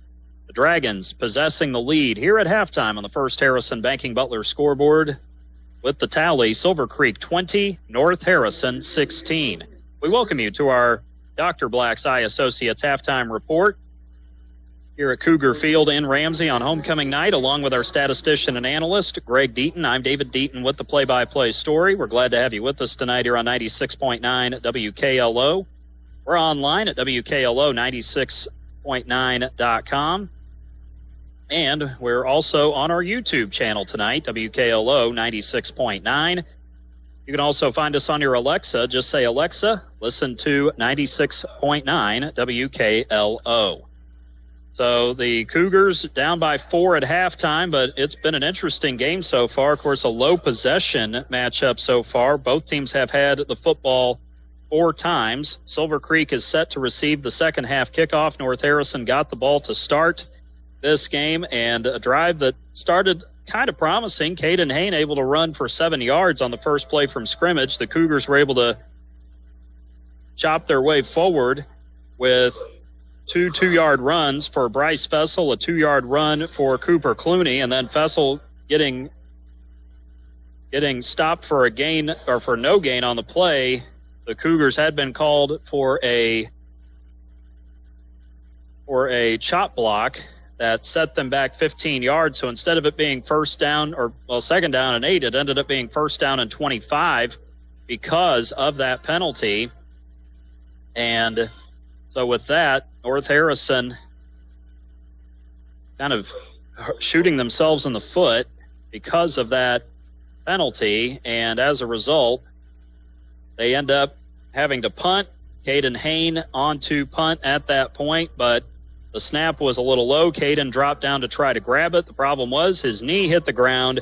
It ended up being a loss of 12 yards. So Silver Creek took over after 7 plays, minus 8 yards on the drive. 4 minutes and 6 seconds resulted in a turnover on downs for North Harrison. And as a result, the Dragons got it in prime field position at the North Harrison 16. They started with a Sam Elliott run for 4 yards, and then a Jaden Williams run for 11 yards. Then they finished the drive with Drake Altman popping in from 1 yard out for the touchdown. Altman's touchdown followed by Brady Anderson's PAT gave Silver Creek a 7-0 lead with 6:49 to go in the first quarter. North Harrison would get it back on the next drive at their own 23, and a drive that went very well was very much the drive we're used to seeing for the Cougars, as Bryce Fessel ran for 3 yards on each of his first 2 carries. Hain went for 7 more. Then Fessel able to gobble up 18 on his next carry. Hain then ran for 8. Then it was Bryce Fessel for 4 more. Then a 25-yard run. And then Hain ran the last 9 yards, going for 6 and 3 yards respectively for his 8th touchdown of the season. That ended a 9-play, 77-yard drive in 4 minutes and 30 seconds. The Cougars went for 2, handed to Fessel, who ran to the right side of the line and went in for the 2-point conversion, 8-7 with 2:19 to go in the first quarter at that point. Silver Creek would then get a short kickoff, and they would take over at their own 47-yard line. The Dragons started off with a 7-yard run for Jaden Williams, followed by a pair of 2-yard runs for Drake Altman, an incomplete pass after that, but then a completion from Cameron Black to Deontay Gazaway for 11 yards gave the Dragons another first down. Silver Creek would then go to Black on the quarterback keeper for 8 yards. Elliott was stopped twice for no yardage, setting up a 4th down and 2 situation for the Dragons deep in Cougar territory at the 25-yard line. But then Black, getting his number called on the next play, ran for 4 yards, getting the first down. Very next play, went to the slant route. Gazaway caught it after bobbling it at first, and then he had all kinds of room to run. Went right down the middle of the field into the end zone for the touchdown, a 19-yard connection from Black to Gazaway. The Anderson PAT came with 10:27 to go in the second quarter. That capped off a 10-play, 53-yard drive that spanned from the end of the first into the second. 3 minutes, 42 seconds is how long it took for Silver Creek to get the lead back at 14-8. North Harrison then went to work on a long drive that started at their own 28-yard line. They had runs of the three longest runs on the drive were on the 11th play, a 14-yard run for Bryce Fessel, a 7-yard run for Caden Hain on the third play, and then there were 3 runs of 5 yards. Bryce Fessel had all of them on the second. Let me see here. On the second, actually, he had 2 of them. He had the second play for 5 yards, the 16th play of the drive for 5 yards. Landon Banks came in and ran for 5 yards on the 13th play. The Cougars just worked their way down the field. 18 plays, 72 yards. It took 7 minutes and 38 seconds. Caden Hain was able to get across the goal line on 3rd and goal at the 1 for the touchdown. The 1-yard run for Hain, his 9th rushing TD of the season. The Cougars went for 2 again. They ended up getting a holding call after Fessel successfully ran into the end zone for the conversion. So they had to go to the air, and Caden Hain was able to connect with Logan Denton, who took the longer conversion in after eluding one tackler and then meeting a tackler at the goal line. Logan got across the plane for the 2-point conversion. North Harrison led 16-14 with 2:49 to go in the second. Cougars had the Dragons pinned back at their own 28-yard line, but it only took 1 play, and Silver Creek was right back out in front as Cameron Black connected down the sideline on a go route to Deontay Gazaway. He would gallop 72 yards for the score. 1 play that took 13 seconds off the clock. The Dragons went for 2. Black tried to find Cooper Abel on a slant route to the right for the 2-point conversion, but the ball was thrown through Abel's hands. So with 2:36 to go, North Harrison would get the ball back. After that, they would get a solid kick return to their own 33. The Cougars went for 7 yards with Bryce Fessel, 9 yards for Cooper Clooney, 9 yards for Fessel again, an incomplete pass down the sideline from Hain to Sen, one that Dawson could have caught, just couldn't quite look it in, kind of took his eye off it for a split second. It fell incomplete, and then Fessel went for 4 and 2 yards before Hain was able to run for 19 on the next carry. Then a bizarre play that ended up being a 4-yard loss for the Cougars. Hain then threw an incomplete pass after that, and then trying to throw to Garrett Tucker toward the back of the end zone. The ball got past Garrett, and Jaden Williams was able to pick it off in the back of the end zone. 10 plays, 51 yards, 2:35 off the clock. The first turnover going to the Cougars, and then Silver Creek able to take a knee to close out the first half. Cameron Black for minus 1 yard on that. And so that's where we are. Silver Creek is in front right now by the score of, they're in front 20-16 at halftime here at Cougar Field in Ramsey tonight. Let's take a look now at the first half individual and team statistics before we get to score updates. And we start with the Dragons. Williams has carried the ball twice for 18 yards tonight, so Jaden Williams is the leading rusher. Cameron Black has toted the ball 3 times in total for 11 yards. Drake Altman, 3 carries, 5 yards. Sam Elliott, 3 carries for 4 yards. The Dragons have carried it 11 times for 38 yards, averaging 3.5 yards per carry. Black has been accurate. 3 out of 4 passing in the first half for 102 yards. All 3 of his completions have gone to Deontay Gazaway for all 102 yards and 2 touchdowns. Black with the 2 touchdown passes. So the Dragons have run 15 plays for 140 yards, averaging 9.3 yards per play in that first half. For North Harrison, it is Bryce Fessel bulldozing his way forward. 23 carries, 132 yards, and if that is even close to the official total, and we believe it's right there, Bryce is over 1,000 yards now for the season. He had 876 coming in, so he's 8 yards over 1,000 now on the year, making it 9 seasons in a row now. The Cougars have had somebody go for 1,000 yards rushing, Jalen Peak.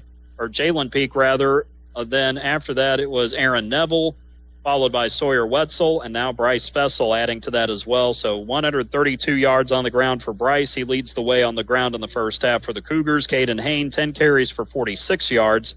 And Cooper Clooney with 3 carries for 14 yards. The Cougars, 36 totes for 192 yards, averaging 5.3 yards per carry. Caden Hain struggled with his passing in the first half, just goes 1 of 5 for 6 yards. Logan Denton was the one catch that the Cougars had.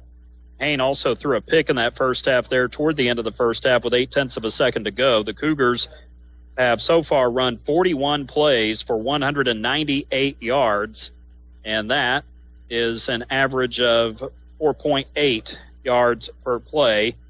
So to this point, they have outgained Silver Creek by almost 60 yards, but they trail 20-16 at halftime as we are about ready to start the third quarter on the First Harrison Banking Butler scoreboard. Our Dr. Black's Eye Associates halftime report continues here. Let's give you a couple of score updates. Charlestown and Corydon Central meeting down the road in Corydon tonight, and the Charlestown Pirates, after being down 7-0 at the end of the first quarter, have rallied to take the lead, but it's still a close game at halftime. Charlestown 13, Corydon Central 10. That is at halftime down at Panther Field, and that's where we're going to be next Friday night, right here on 96.9 WKLO, as the Madison Cubs will visit the Corydon Central Panthers in a potential matchup between sectional opponents. Our pregame will start at 6:30, and kickoff slated to start at 7 o'clock next Friday night from Corydon. Madison and Corydon Central, our game next week here on 96.9 WKLO. Meanwhile, Floyd Central and Bedford North Lawrence going back and forth over in Floyd's Knobs. The Highlanders lead 24-16, 4 minutes, 18 seconds left until halftime, as the Stars have been giving up some big plays so far, according to Justin Soakland, who is covering the game for WBIW.com. And let's see, trying to see if there's anything else. Indiana having Cream and Crimson scrimmage tonight up in Assembly Hall. The men's and women's basketball teams putting themselves on display for the fans tonight. Meanwhile, Southridge pummeling Tell City 28-0 at halftime, at the end of the first quarter in that matchup over in the Pocket Athletic Conference tonight. And let's see, I'm trying to see if there are any other scores at this point. Don't see anything yet, so we're going to go ahead and take one more break, and we will return with more scores and more of our halftime report after this, as you're listening to North Harrison Cougars football right here on 96.9 WKLO. Giving parental permission for children to drink might feel like a chance for safe supervision, but the reality is you're increasing the risk of future alcohol abuse and negative consequences. In addition to the potential for misuse down the road, we also know that alcohol use by teenagers has a damaging effect on brain development. If you really want the best for your child, ask yourself, what message are you sending? Paid for by Our Place Drug and Alcohol Education Services. Hi, this is John Bender. Since 1931, Bender Lumber has been providing superior service along with quality, innovative building products at fair, competitive prices. In communities throughout southern Indiana, our locations are the primary supplier to residential builders, professional remodelers, as well as do-it-yourselfers who rely on our knowledgeable sales staff to do whatever it takes to proudly serve them and to get the job done. So here's to the first 90 years of local people serving local needs at Bender Lumber. Well, we got a halftime update from Madison Brown as we continue along and begin to wrap up our Dr. Black's Eye Associates halftime report. Brownstown Central over at Cubs Field in Madison. We're going to see Madison when they travel to Corydon Central next Friday night.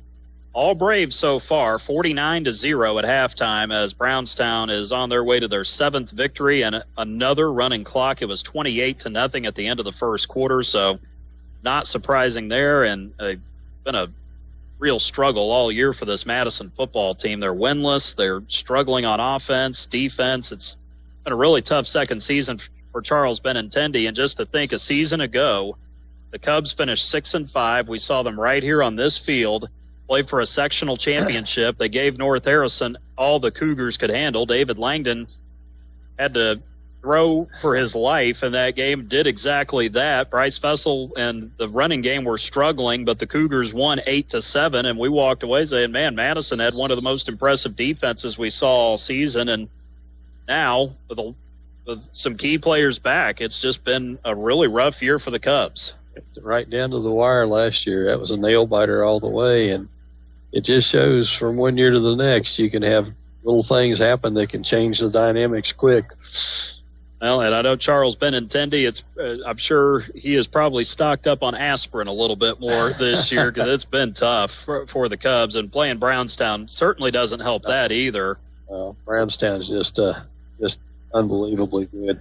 And by the way, they are back home next week, and the team across the way from us, Silver Creek, is Brownstown's next opponent next week. And with some of the tackling we've seen from the Dragons defense, if they don't get that cleaned up, it's going to be a really long night for the blue and orange that night as well. It definitely will. Brownstown's got a lot of trucks that move the ball. Surprise right now over in Jasper at Jerry Brewer Alumni Stadium, the Wildcats leading Castle 21-0 right now. That's a huge surprise. Expected that game to be really close, but so far it's been all Wildcats so far in that game at home, but still a long way to go in that one. Let's see if we can maybe squeeze out another score or two here tonight.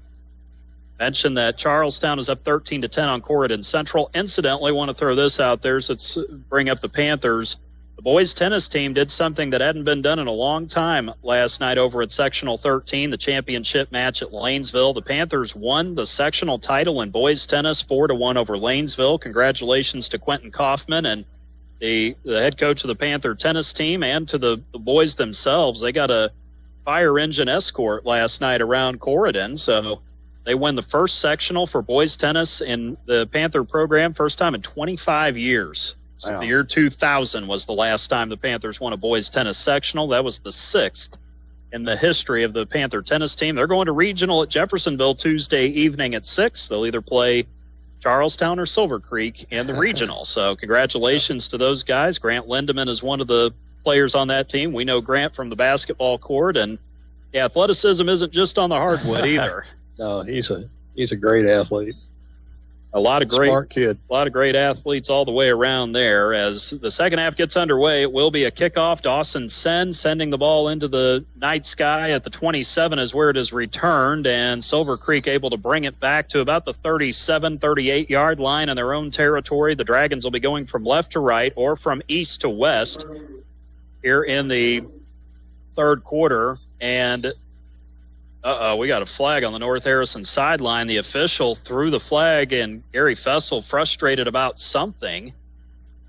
Not entirely sure what happened there, but the official just threw the flag, and now, well, let's face it, Gary's not happy right now. He threw that flag high, too. He was very frustrated when he threw it. It was quick, and I don't know if he thought Gary said something or somebody said something. It's an unsportsmanlike conduct penalty to start the third quarter on the Cougars. Boy, that is... They don't need that tonight. I can honestly say I think I've only seen that maybe one or two other times where a coach got a penalty like that. And I'm not sure what was said or anything else, but... No, but the referee sure was lit. The official clearly, I think, he thought he heard more than he wanted to hear there. And as a result, Silver Creek's going to start actually at the 48-yard line of North Harrison. And so the Dragons up 20-16, 11:53 to go here in the third quarter. And they will take over first down and 10. So actually they'll be at the 47 of North Harrison. This will be the second drive tonight where the Dragons have started in Cougar territory. First drive, they started at the 16. Black in the shotgun takes the snap, hands it off, the run up the middle. Got a pretty solid gain coming up here, and I want to say it was Sam Elliott who got the carry. I think it was. Elliott gets to the 42-yard line. It'll be a 5-yard carry, second down and 5 coming up. That is Elliott's best run of the night so far. Had 4 on his first carry, then went for 0 on each of the next 2 carries after that. So you continue along here. Here's the snap again. Handoff. This time it looks like it's Black on the quarterback keep. Gets across the 30 before he's finally tackled, ran right up the middle. That is going to be a big run of 13 for Cameron Black from the 42 to the 29 of the Cougars, and all of a sudden, Silver Creek's got their mojo. First down for the Dragons. Not a good start here for the Cougars in this third quarter, down by 4. We're only a minute into the third. The snap to Black. Takes the handoff, throws out to the flat. There is Drake Altman. He catches it, and then he gets slung down. Landon Banks made the tackle around the 18-yard line, grabbed him by the back of the jersey and put him on the turf. Pass went to the near side or to the right, and it'll be a first down to the 18. This will be an 11-yard pass to Altman, who was the first player besides Gazaway to make a catch tonight for Silver Creek. Black now 4 of 5 with 113 passing yards. He's in the shotgun again. He's got one back behind him, takes the snap, hands it off. And I'm trying to see who the ball carrier is. I think it's Elliott. It is. He'll get a little bit of yardage here. Not a lot, though. It's down to the 16. It'll be a 2-yard carry for Elliott. Down to the 16, 2nd and 8 coming up here for Silver Creek. Elliott just hasn't really had a lot of room to run, but then again, he hasn't had many chances either. Bedford North Lawrence down 8 at halftime over at Floyd Central, 24-16, the score there in that one. Here's the snap to Black. Throws it to the far side of the field, and the receiver catches it and then gets slung down to the surface there. Trying to see who it was. A little bit of a hard time identifying the receiver. I don't know if that was Altman or... Yep, that was Altman who caught it. Got to the 10-yard line. It's a 6-yard connection. So it'll be 3rd and 2 coming up here for Silver Creek's offense. Second catch of the drive for Altman. 17 yards now for him on this drive receiving. 9:30 and counting here in the third quarter. 20-16 Silver Creek on the first Harrison Banking Butler scoreboard, looking for more. Black throws the pitch near side. Elliott runs upfield. He's got the first down. He gets inside the 5. Cooper Clooney makes the tackle at the 4. It'll be a 6-yard run for Sam Elliott. And that is going to result in a first down and goal at the North Harrison 4-yard line for this Dragon offense. 5, 6, 7, 8 first downs now on the night for Silver Creek. Almost 3 minutes into the half. 2 backs, 1 on each side. Altman lined up to the right of Black, near side. To the far side is Williams.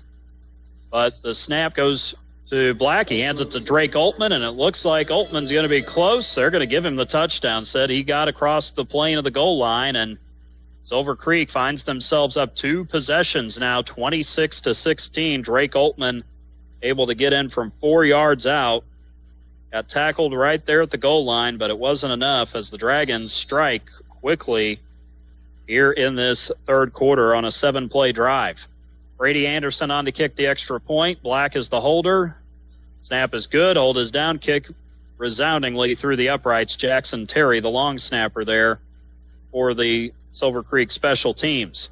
The PAT successful, and Silver Creek's lead is 11, 27-16, 8:54 to go, third quarter of play. Here on the first Harrison Banking Butler scoreboard in the third quarter. You're listening to North Harrison Cougars football on 96.9 WKLO. Hi, this is John Bender. Since 1931, Bender Lumber has been providing superior service along with quality, innovative building products at fair, competitive prices. In communities throughout southern Indiana, our locations are the primary supplier to residential builders, professional remodelers, as well as do-it-yourselfers who rely on our knowledgeable sales staff to do whatever it takes to proudly serve them and to get the job done. So here's to the first 90 years of local people serving local needs at Bender Lumber. 8 minutes, 54 seconds left in the third quarter. Silver Creek goes 7 plays, 47 yards in 3 minutes and 6 seconds, and it is a rushing touchdown for Drake Altman. That is his second touchdown of the night. He scored the first touchdown with 6:49 to go in the first quarter of play, and the unsportsmanlike conduct penalty certainly put the Cougars behind the 8 ball on that drive a little bit as Silver Creek started at the North Harrison 47-yard line. Altman in from 4 yards on the touchdown run. And the score now 27-16 after the successful PAT off Brady Anderson. The kick is not a long one. Oh, no, goes between Camden Tencher and Landon Banks. Tencher picks it up at the 11, and he gets stopped at the 15-yard line. Frankly, that could have been a lot worse. Yeah, I was going to say that could have been a whole lot worse than it turned out to be. It was bad enough, but thankfully it didn't turn out different than it did, because all it would have taken was for a slight bit of hesitation, and that could have been Silver Creek's football again, and then trouble really would have been on the doorstep there. So the ball will be spotted at the 15 as the Cougars will work their way out of the hole 85 yards away from the end zone. It went between both guys. Neither player really went after the football there, unfortunately. And the Cougars are going to be assessed a half the distance to the goal penalty. Oh, my. Not exactly sure what went down there, but that's the 5th penalty now for 53 yards. So we had really hurting. Saw that. I mean, we saw more than enough penalties from Corydon last week. All at the 7-yard line. The Cougars, instead of starting at the 15, now have to go 93 yards to reach the end zone. And the first play is a handoff to Bryce Fessel. Not a lot of room there. He'll get 2. Gets up to the 9-yard line. It'll be 2nd down and 8 coming up here for North Harrison. Cougars need a touchdown, need a stop after that. I think they really have one more long drive available to them. And I think after that, it's going to have to be there's going to have to be quite a bit of urgency coming up here. Here's the snap, handoff again, and a good run for Bryce, able to give the Cougars a little bit more room to breathe. Gets up to the 14-yard line. That's a 5-yard carry.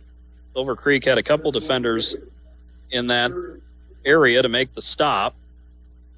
Some of the numbers are a little tricky to see because they're kind of tall, skinny letters, and that does make for a bit of a challenge when it comes to seeing who makes tackles sometimes. Plus, a 6 and a 0 look an awful lot alike, too. White background and orange, and it's really hard to see under the white. A little bit. Not the worst we've seen, though. No, but it's tough. Here's the snap, handoff, and there's nowhere to go for Bryce Fessel this time. There were a whole bunch of Dragons there. And Tony Poindexter was in the area. And Donovan Whitehead, 6'6", 225, and a junior, was also there. And it looks like the Cougars are going to send the special teams out there for a punt. Under 7 minutes to go, third quarter. Well, let's see what they do here. They'll send Dawson Sen out to do it. He's able to get off a pretty solid punt, but it's caught at the 44-yard line, and on the return is Elliot Lanehart, 5'10", 175, and a sophomore, and he gets it across the 30. Silver Creek's going to have great field position again. They have had the better end of the field position game tonight, and that's been a huge help. Down to the 27 of the Cougars with 6:36 to go. That drive took 2 minutes, 18 seconds off the clock for North Harrison. They got pinned back way deep in their own territory, and now the defense has their back against the wall again. 4 plays, 7 yards on that last drive. Again, it took 2:18 off the clock. Cougars end up punting the ball away, and now there's Elliott breaking loose, breaking tackles, gets down inside the 5, finally gets stopped, and it's Gavin Franklin who makes the stop for North Harrison. Easily the best run he's had tonight, without a doubt. Gavin, 5'10", 160, and a junior, gets down to the 3-yard line. That'll be a 24-yard run for Elliott. Again, easily his best of the night, and it'll be 1st and goal for the Dragons at the North Harrison 3-yard line. And the shotgun is black, hands it to Elliott, runs behind the right side of the line. This time, Landon Banks gets to him before he can get anything going. Bryce Fessel was there for the assist. Elliott gets nothing, and he'll have to take it on that play. Down to the 3 again. He tried to run to the near side or to his right. As we get to the halfway point of the third, it'll be 2nd and goal from the 3.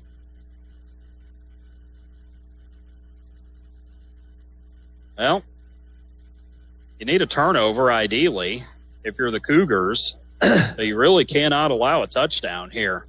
They've got to keep him getting in. It's getting away from him. Easier said than done. Altman gets the pitch, breaks a tackle, and he will walk into the end zone left side. Touchdown. He would have been dropped for a big loss, but he slipped the tackle in the backfield. Jaden Whitlock had him, but he just couldn't finish the tackle, and Oltman's going to get a 3-yard touchdown run here for Silver Creek. Third time he's been to the end zone in the ground game tonight. And another quick score for the Dragons with 5:39 to go here in the third quarter. It'll be Cameron Black to hold, Brady Anderson to kick, Jackson Terry, the long snapper. And the snap, it's good. The hold is down, kick up, and right between the uprights yet again for Brady Anderson, who has been right on the money, 4 of 4 tonight on PATs. North Harrison is in a world of hurt right now. 5:39 to go in the third quarter here on homecoming night in Ramsey. The Cougars trail 34-16 against Silver Creek on the First Harrison Banking Butler scoreboard. You're listening to North Harrison Cougars football right here on 96.9 WKLO. Looking to update your floors? Denny's Carpet in Corden has been your local expert for over 35 years. From cozy carpets to durable hardwoods and stylish vinyl, they have it all and at prices you love. With top-notch customer service and affordable options, they make it easy to transform your space. Plus, enjoy special discounts on select flooring. Stop by or call 812-738-8466 off Highway 62 in Corden. Denny's Carpet, because they know quality and affordability matter. Amazing what a couple of penalties can do and how much of a difference it can make, because North Harrison has 7 yards of offense here in this quarter. Silver Creek has 74 yards of offense after a 3-play, 27-yard drive. Because the Cougars were back deep in their own territory, Dawson sent a line drive punt that was returned to the 27. Silver Creek cashes in with the third Drake Oltman rushing touchdown of the night. And the Dragons, after the Brady Anderson point after, are leading 34-16. They've scored 20 unanswered on the Cougars now. A squib kick that's bobbled, picked up, and another open field tackle made at the 25-yard line. Aiden Childers didn't have much room to run. He got about a step and a half, and they nailed him. He got dropped quickly. Dragons had a couple of guys there, and they were able to take Aiden down quickly, and so it won't be as bad as the last time as far as field position. Still, the Cougars have to go 75 yards. They'll start 1st and 10 at their own 25-yard line, down by 3 scores now. They have got to score by their standards in quick fashion. And they're going to have to chip away at this one. Hain under center takes the snap, hands it off. Tough run right up the gut. Cooper Clooney, the ball carrier there. And the Dragons able to send a couple of guys in there to make the tackle. Let's see. I think Gideon Harris might have been the one that got to him. It'll be a 5-yard run. 2nd down and 5 coming up for Clooney and the Cougars. North Harrison coming off the win last week, 48-6 at Eastern Peak, and bounced back off that 4-game losing streak and didn't quite expect this to go the way it has tonight. Less than 5 minutes to go in the third. Here's the snap. A flag comes flying out, and I think the Cougars are going to be called for a false start. Yeah, that's what it looks like. Penalties are just killing. Can't believe that we saw 11 penalties last week for Corydon, and now that's 6 for North Harrison tonight, including 2 15-yard penalties, which, again, those are killers by themselves. The Cougars rarely ever, they might average, I don't know, maybe 3 or 4 of those a year, probably. Yeah. And they've had 2 tonight, and then you've got a holding penalty, couple of holding penalties, and then a couple of 5-yarders to go with it. So it's adding up fast, as it usually does. Field position's been really bad. That's just virtually every time, too. Right there, the field position is exactly why Silver Creek's in the lead right now. Yeah. 3 receivers out to the near side or to the left of the formation. Quick toss out to Denton. Good thing he didn't catch that. He would have lost yardage.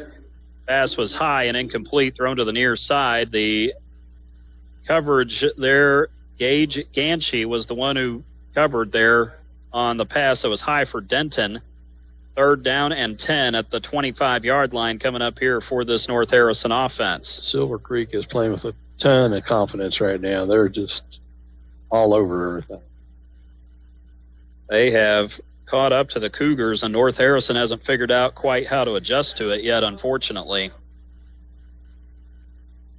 Well, Cougars will line up 3 receivers again. Hain takes the handoff this time to Bryce Fessel. He's got room to the far side, gets up the sideline, and goes out of bounds right around the 43-yard line. They'll say the 42 is where he went out of bounds. That will be a run of, hang on, we got to the 25-17 on that carry for Bryce. And that is a first down, much needed. By the way, good job for Bryce getting out of bounds there, too. Yeah. 4:22 to go here in the third quarter. Cougars really do need to score a touchdown. Frankly, they're going to have to go for 2 and convert that 2-point conversion again. Try to get it down to 10, and then it's just kind of one thing after the other. Here is the snap. It's Hain, I believe. I think he kept it that time, and Caden able to get a good amount of yardage to the 47. He'll pick up 5 on the carry. A little slow to get up, though. Well, he's getting up. He's not going to stay down. No. Kim Olsbog wasn't going to have a chance to get out there. She was not really looking at that point anyway, and now we've got time called on the field, and I wonder if they may tell Caden, look, you might have to sit out for one play here.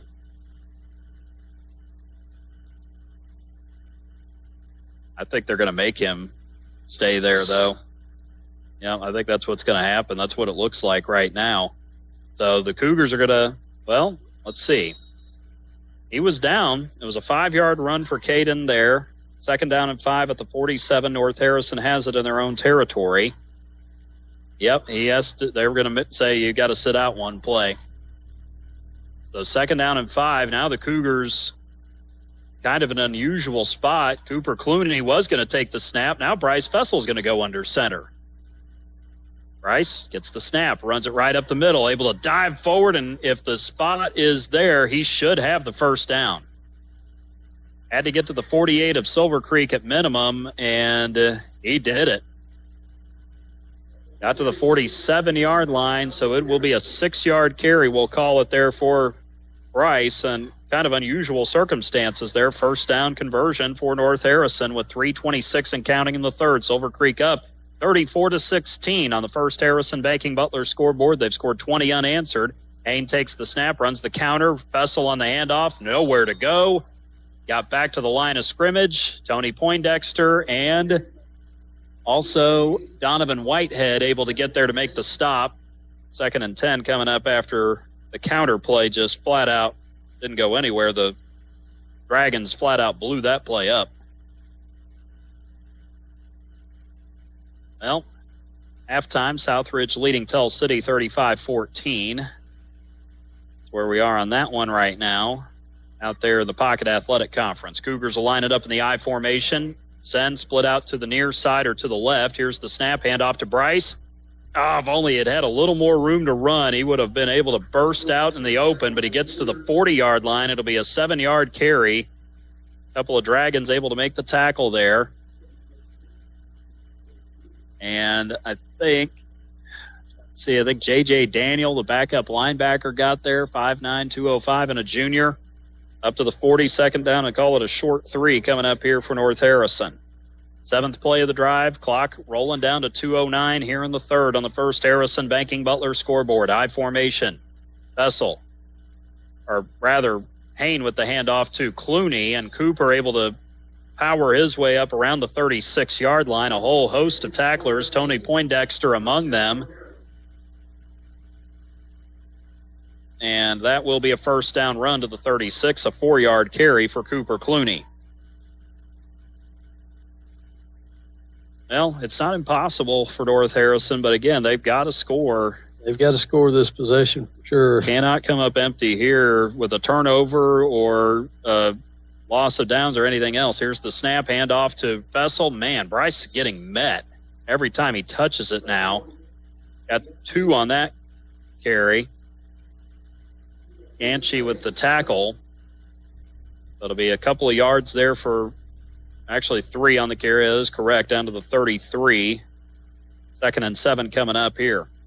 Bryce running to the near side or to his left as the Cougars continue to go from west to east or from right to left here in this third quarter. Third quarter, though, about to run out, down to 1:10 left. Play clock down to 10. Under center goes Hain. Takes the snap, drops back, looking to throw it to Sen. However, Sen has to become a defender. They're going to throw a flag on this. He's the offensive player. What's he supposed to do? He's trying to prevent the ball from being intercepted. They're going to call offensive pass interference, I bet, on Dawson here probably. Oh, my. I can honestly, if they do call that, they're going to. That was, unfortunately, Dawson kind of got jammed, and Caden threw it up there, and then Dawson had to become a defensive back, so he's going to be called for offensive pass interference because of that. It's a face guard. It's going to be a 15-yard penalty, too. Another one. That's 3 now. The Cougars have accumulated for 77 penalties, 73 yards. What is it with us showing up here lately and teams committing penalties? I don't know. It's oh, man. It's been absolutely crazy on the penalties. Sure. Last week and this week, too. Sure hope this isn't the beginning of a trend. I sure hope not. Oh, we don't need any more. 3 receivers out to the far side to the right of the formation. Fessel, the lone back, Hain under center, takes the snap. Caden rolls out to his right, trying to find somebody. Here's a flag. I think it's going to be a hold on North Harrison. There is a catch made at the 44, but I don't think it's going to mean anything here. Dawson Sen, I believe, caught the pass. 56.5 seconds to go, and this is going to cost the Cougars even more yardage. The frustration setting in for the boys in the blue and white, and they will be back in their own territory coming up on this penalty. That was a second down and 22, and this penalty is only going to cost them even more. It will be second down 42. They're going to be second down and 32 at the 42 of the Cougars. They are back in their own territory after the hold. 8 penalties for 83 yards. Went more backwards than forwards here this quarter. Well, I think almost. Both of the drives have included penalties. Crazy. I formation for Caden Hain. Takes the snap, fakes the handoff, throws it out in the flat. Nice catch. Garrett Tucker going to get a lot of the yardage back. Still going to be way off of the first down marker, but he's back in Silver Creek territory. Now we got a Cougar down in the backfield as Tucker is able to advance it to the 43. That will be a 15-yard pitch and catch. Hain to Tucker on the reception. 15 yards for the sophomore. And we've got a Cougar down on the field, and not Hain. Might be Bryce Fessel. Oh, man. That's not going to be good if that's Bryce. And, oh, man. 32 and a half seconds to go in the third quarter. And it is North Harrison down 34-16 on the First Harrison Banking Butler scoreboard, and it looks like this is only going to continue to only going to become more difficult for North Harrison as Kim Holzbog comes out to take a look. Gary Fessel also out there. The head coach also happens to be Bryce's uncle as well. And Bryce is right now laying still on the field at this point back at the North Harrison 40-yard line. I can say I did not see what happened. I presume Bryce was trying to throw a block there because Caden rolled out to the near side to his left and was able to find Garrett Tucker wide open in the flat for a 15-yard completion. Cougars are facing a 3rd and 17, but their best player is currently down on the turf, and as tough as Bryce is, that's what I was. As tough as that kid is, he has to be hurt right now. Yeah, he's he usually bounces back up pretty quickly, even after he's taken a beating the way he has, and he's taken a beating tonight. There's no doubt about that. They're keeping him very still, so that's worrisome right now. Hopefully, it's just a precautionary measure more than anything else. But you've got, I think, 3 different trainers, 2 other trainers with Kim out there taking a look.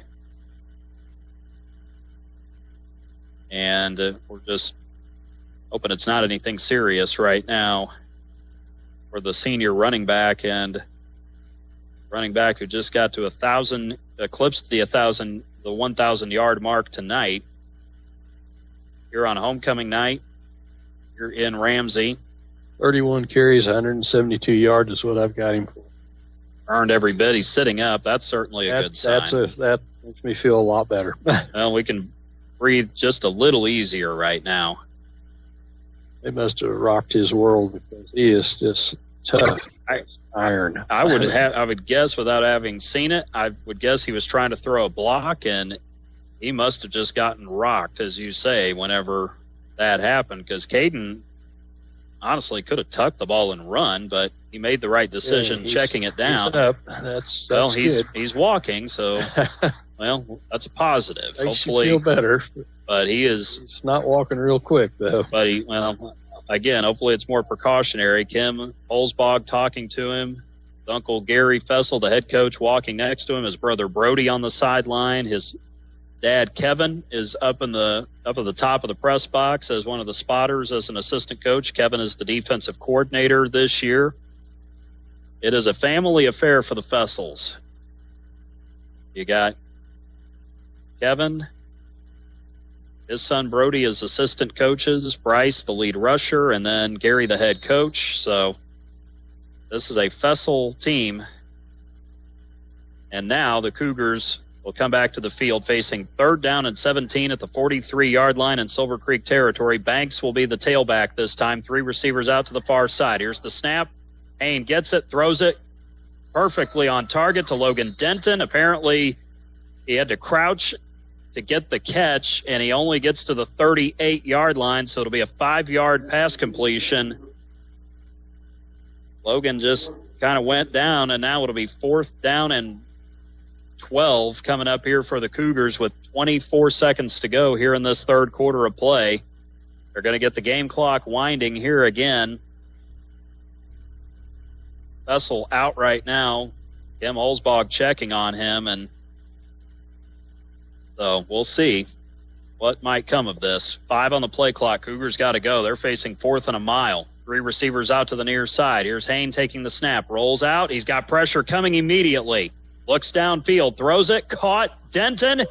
But he's not going to be close to the first. He's going to be short of the first down, though. Or is he? I don't think he's going to be short. He got to the 24. Well, actually, no. He should have it there. That's 14 yards on that pass completion. That should be a first down for the Cougars. I stand corrected on that. I don't know what happened there. I just kind of got psyched out there for a second, but it's a heck of a catch. Easy to do the way things have been going here lately. Well, that wraps up the third quarter. With that completion, the Cougars get a first down conversion, but they still trail 34-16 to the Silver Creek Dragons here at the end of 3. You're listening to North Harrison Cougars football on 96.9 WKLO. At First Harrison, the banking butler is more than just a banking app. It's who we are. It's a level of service we've delivered for more than 130 years. If you need to borrow money for a home loan, car loan, even loans for boats, RVs, you name it, First Harrison Bank will get you competitive rates with fast, local decisions. Apply online at firstharrison.com. The banking butler. It's who we are. Keep it easy. Keep it local. First Harrison Bank.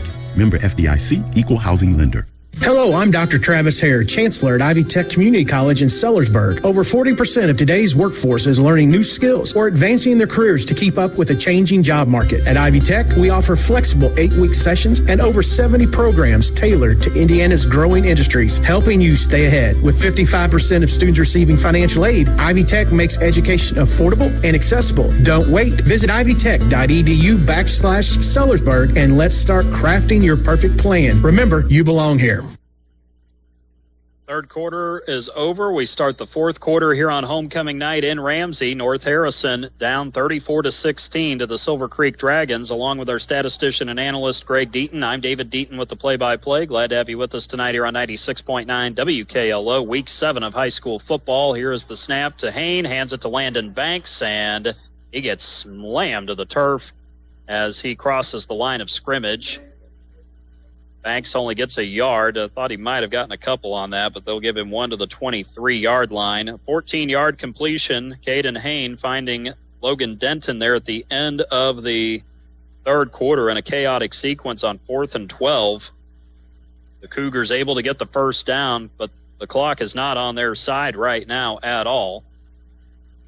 As North Harrison down 18, 34-16 on the First Harrison Banking Butler scoreboard. The handoff right up the gut to Cooper Clooney. And Cooper's going to be close to the first down. It'll be a little short of the marker, it appears. So from 2nd and 9 to 3rd and 1 on an 8-yard carry for Clooney. Got taken down a couple. Dragon defenders able to get in there. By the way, Owen Gerlach just booted a 35-yard field goal for Floyd Central. A former Corydon Central Panther makes it 27-16. Floyd Central with 8.5 minutes to go in the third quarter over in Galena.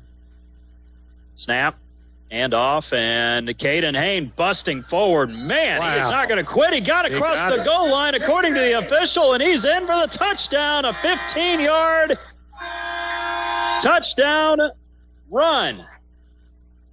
I saw him running, and then all of a sudden, I just saw him, like, it's almost like he broke loose. He just, like, did a Superman dive into the end zone almost. He broke loose and then just dove in. 15 yards on the touchdown, 14 plays, 75 yards on that drive.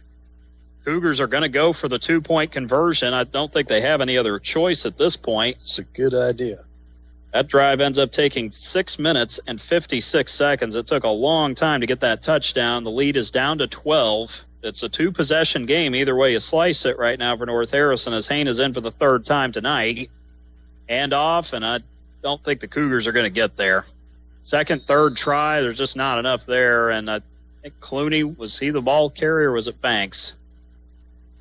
I couldn't quite see who got it. The pile. Big pile of people. That was a dog pile. I think it was Cooper who got the handoff. He does not get the 2-point conversion, but the Cougars are within 12 again. 10:43 to go, fourth quarter. 34-22 on the First Harrison Banking Butler scoreboard as Silver Creek maintains the lead. You're listening to North Harrison Cougars football right here on 96.9 WKLO. At Harrison County Hospital's orthopedic surgeons of Harrison County, they know pain and limited mobility can take a toll on your life. That's why the expert team is there, providing comprehensive, full-time orthopedic care right in our community. Led by Dr. John Connor, a board-certified orthopedic surgeon, along with physician assistant Christina Gunter and nurse practitioner Jeannie Doan. They deliver personalized care to help you move freely again. Don't let pain hold you back. Call Harrison County Hospital today and take the first step toward recovery. 812-734-3800 or online hchin.org. 10 minutes and 43 seconds left in the fourth quarter. North Harrison not in a good spot right now, down by 12, even with Caden Hain's 15-yard touchdown run that sealed a 14-play, 75-yard drive. It took 6 minutes and 56 seconds off the clock. And North Harrison going to kick off to the Dragons, but what kind of kick will the Cougars deploy here? Will it be a short kick? Will it be a squib kick? Will it be an onside kick? We're going to find out here in moments as Dawson Sen will do the honors here. He's kicking from left to right, and this will be a diagonal kick going toward the far side of the field, and it is returned and taken out of bounds across the 45-yard line. Return man for Silver Creek able to get upfield a little bit. I could not quite see who it was. Number was a little hard to decipher there. They'll say he went out at the 45, actually, so I thought maybe the 47-yard line. Nevertheless, Silver Creek will take over 1st and 10 at their own 45-yard line. Dragons in front with 10:38 remaining here in the fourth quarter. The clock is certainly on their side. This Cougar defense needs a stop, but Silver Creek's going to go to the ground to start, and I believe Elliott is the ball carrier this time. Black handing it off, and it is Sam Elliott who comes out of the bottom of the pile. A 4-yard carry, 2nd down and 6 coming up as the Cougars are able to get him to the ground. Cooper Clooney gets the tackle, and now with Bryce being out doesn't just impact the offense. He's also the middle linebacker on defense, too, and the leading tackler. Yeah, he's just an all-around tough kid. He does a lot for this team. They've been ice packing that neck and the shoulder. Well, there's a big tackle there, and Mr. Clooney goes to work. He tackles Drake Altman for a loss. It'll be a 2-yard loss on the play as Altman got the handoff and he got slung backwards. Clooney just came bursting through the gap there, able to get a hold of Altman, kind of grabbed him around the shoulders, but it'll be 3rd and 8 coming up here as Altman was trying to run to the near side or to his left. One receiver out to the far side. That's Gazaway out wide, out to the right. 3 receivers near side. Shotgun, Cameron Black. He's got Elliott behind him. Snap. Pressure coming. Black steps up. Grabbed, but slips the tackle. He's got the first down deep into Cougar territory across the 40. Down to the 37. Forced out of bounds. And he picks up the adequate amount of yardage for a first down. A 16-yard carry for Cameron Black on the quarterback run. The pressure was coming from the edges, but there wasn't enough coming up the middle to box Black in. So he picks up a 16-yard run to the Cougar 37 and a Silver Creek first down, which even though he ran out of bounds, so he did stop the clock with 9:14. But again, this Cougar defense really needs to get a turnover here. 2 backs, 1 on either side. Elliott to the near side, Altman to the far side of Black. Here's the snap, handoff to Sam Elliott, finds a hole running to the right, gets up to the 35, might have crossed the 35 actually. A whole bunch of Cougars there to make the tackle. Braylon Goris comes out of the bottom of the pile with Clooney as well. A 3-yard run for Elliott. And honestly, the way the Cougars tackled it, fortunately got that much. 2nd and 7 at the 34 of the Cougars. 8:45 left here in this 4th quarter. On First Harrison Banking Butler scoreboard, 34-22. Silver Creek in front. Meanwhile, at the end of 3 quarters, as a pass is thrown here to Altman. Black connecting with Altman out on the flat on the far side to the right of the formation. Altman's going to be close to a first down. Matter of fact, I think he might have gotten it there. Gets up to the 27-yard line. A 7-yard completion to Drake Altman from Cameron Black. First down, Silver Creek yet again. Corydon Central at the end of 3, leading Charlestown 20-13. That'd be a heck of a bounce back for the Panthers. Yeah, it would. Here's Great. the snap. Handoff, Elliott running right up the middle. Gets tripped up right around the 23, maybe the 22-yard line. A couple of Cougars able to get there. And it looks like Colin Denton might have been the one who made the tackle there. Up to the 22-yard line. That'll be a 5-yard carry, 2nd down and 5 for Sam Elliott and Silver Creek. Silver Creek can take their time, and they score one more time. It's probably Katie bar the door for the Cougars tonight. Got to make a stand here defensively. Really need a turnover. That's really the one thing that the Cougars, well, now got a problem. Taylor receiver's got to come out. The homecoming king tonight, by the way. And he, by the way, if you want to know who the homecoming queen was, it was Kendall Christie. She is a softball player here at North Harrison, plans to go to Indiana University Southeast. So 2 great athletes getting the king and queen tonight. Here's the handoff to Elliott, or Altman actually, and Altman runs it near side. He breaks tackles. He walks in for a touchdown on a broken tackle at the 1-yard line. Logan Denton had him, but that might be the frosting on the top of the cake right there for Silver Creek. Drake Altman able to blast his way in on a 22-yard run to the end zone for the touchdown for Altman. 4 touchdowns tonight. Golly. Altman all of a sudden has started to take over. Extra point, Brady Anderson. The holder is the quarterback, Cameron Black. Jackson Terry, the long snapper. Snap. Looks good. Hold down. Kick up. Anderson kicks it through the left upright and good.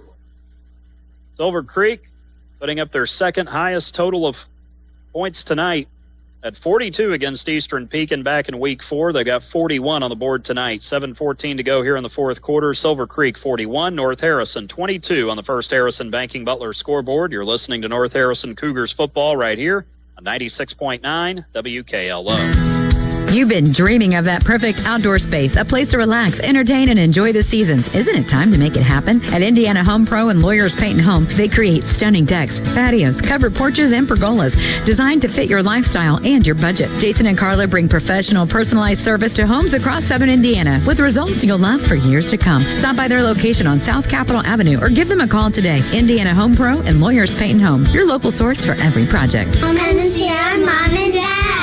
Real country, pure country. 96.9 WKLO, Hardinsburg, Corridon, Paoli. 7 plays, 55 yards. Drake Oltman, for the 4th time, reaches the end zone tonight. I wonder if he's ever had that many touchdowns in his entire career. He's had one heck of a game tonight on the touchdown. And what's odd is it's almost, I don't know, it's like he hasn't really had a lot of carries, so it's almost kind of a quiet 4 touchdowns in a way. That sounds odd, but he's had, hasn't really had a lot. 7 carries. That's it. He scored 4 touchdowns on 7 carries, which is ridiculously efficient. And here is the return. Banks able to scoop it up. Daggone, he got clobbered. And the Silver Creek tackler lost his helmet. That tackler, Gonzalez, making the tackle. That being Nicholas Gonzalez, 5'9", 150, and a freshman. So he's able to make the tackle. However, he did lose the helmet. And that drive for Silver Creek took 3 minutes and 29 seconds before, again, 7 plays, 55 yards. Oltman to the end zone for the 4th time tonight. They move him around a lot. The Cougars will start back at their own 18-yard line. Field position is horrible again. Yeah, that's been the difference tonight. It has. They've had to cover so much ground to stay in the game. Well, here's some good news. Bryce Fessel's running the football. That's a late hit. That has to be a penalty. They tackled him out of bounds. And now he's down again, and there's no flag. You got to be kidding. He got driven out of bounds, then he got hit when he was out of bounds already. That should have been a penalty on Silver Creek. It really should have been. Unbelievable. He's going to get 10 yards in the first down, but at what cost? Honestly, though, what cost him? You cannot hit a player when they're out of bounds. You cannot do that. And I know Silver Creek only has 1 penalty. The Cougars have earned all their penalties tonight, but still, here's a handoff to Clooney, and he just gets ransacked in the backfield. Golly, he flat out had no chance there, and the big fella, the defensive tackle position on the line, Donovan Whitehead, was the one who made the contact, but somehow Cooper got a yard because of forward progress. Go figure. 2nd and 9 coming up. Silver Creek's got all the confidence right now. They're just playing really, really well. Well, it's amazing how much of a difference a comeback makes, too. They had to come back in the last minute and a half to beat New Albany at home last week. And Coach Fessel is really not happy. I don't blame Gary, honestly. No. I really don't. I don't understand how the official doesn't throw a flag. He was already tackled, and then by one defender, another Silver Creek player came in and hit him after he had already gone out of bounds. The play was dead. It should have been a 15-yard penalty. But that right there, an example of the frustration, too. That's really been building up in the second half. Here's the handoff now. I think Cooper, Clooney. No, this is Bryce again, and man, he's just battling out there. Made it all the way. He's like, I don't care how hurt I am. I'm still going to run. Boy, did he ran his heart out. 12 yards on that carry. A couple of guys there. Elliot Lanehart was one of them. That's 12 for Bryce. He's just going to keep going. He's not going to stop. Silver Creek's going to have to be able to stop him, and that's going to be easier said than done. 3 receivers out to the near side. Garrett Tucker, the tight end, in the slot to the near side. Sen in the slot out wide. Logan Denton. Snap. Payne drops back. Pressure. Throws to Denton. Caught at the 46. Oh, wow. He got grabbed by one arm and taken to the ground. I don't know how Gage Ganshey did it, but he got him on the ground quickly with a one-arm tackle. Typically, that doesn't work. That's a 5-yard pass completion to Denton, and it'll be 2nd and 5. Good catch by Logan, but ordinarily that would have gone for more yardage. Here's the snap, the handoff. Bryce Fessel down the middle, gets to the 50, and a flag comes out. I can only guess it's probably going to be on North Harrison here. Yep, it's going to be on the Cougars. Yep. Doggone it. Hey, it's something else tonight. I don't know is there something we can do to possibly prevent this from happening again this year? I don't understand why. Like last week, 11 penalties for 78 yards with Corydon at Salem. This is going to be a holding penalty for 10 more. 93 penalty yards on 9 penalties tonight. And this is highly unusual for North Harrison. It's just, this doesn't happen, but it's happening tonight. 9 penalties. If it does happen, it happens once a year. I mean, that's legitimately how rare it is for North Harrison to have this many penalties. Typically, they might have 4 or 5, and that's usually about it. Hain drops back, launches over the middle. It's going to be picked off at the 39-yard line. Pass intended for Dawson Sen. And Jaden Williams makes the catch on the pick. Second time that Caden has been intercepted tonight. His 5th INT of the season, and Silver Creek has all but wrapped this one up with 4:57 to go here in the fourth quarter. Well, tough one. Yeah, 56-0 Brownstown over Madison at the end of 3 quarters, and the Braves have let off of the gas pedal tonight against a team that is having a – if you think it's rough for North Harrison tonight, try Madison's entire season so far. It has been very difficult. We're going to see the Cubs next week. They're coming to Corydon Central. We'll have the coverage next week here on 96.9 WKLO. Pre-game coverage presented by Davis Crush Stone at 6:30. Kickoff at 7 from Panther Field. It will be senior night for Corydon as well. Handoff. And Nicholas Kraft getting the tackle on the ball carrier, trying to see who it was. And it is Elliot Lanehart who gets the carry. He gets forward progress to the 41-yard line. And that will be a 2nd down and 8 after a 2-yard run for Lanehart on that one. I think I've got him down on the rushing sheet there, but maybe I don't. I thought I might have. I think he had a couple carries early. Silver Creek stats are not updated on Max Preps. They have 2 games in that sense. So honestly, we don't know what the stats are. Here's a Brownstown play. The spin from the quarterback, but unlike the Braves, this is going backwards. Drake Altman's going to lose 5 yards or 4 yards on the play. Loss of 4 for Altman. He literally spun. That one got quickly canceled. By the way, again, that doesn't happen when Brownstown does it very often. I will say it happens once in a blue moon. But I think that play took way too long to develop, and the Cougars were able to drive upfield and blow that play up. So now it is a 3rd and 12 coming up for the Dragons back at their own 37. Incidentally, Jasper up 28-0 with 8:57 to go third quarter as they lead Castle. Here is Black, shotgun snap, dropping back to throw deep, and he overthrows everybody.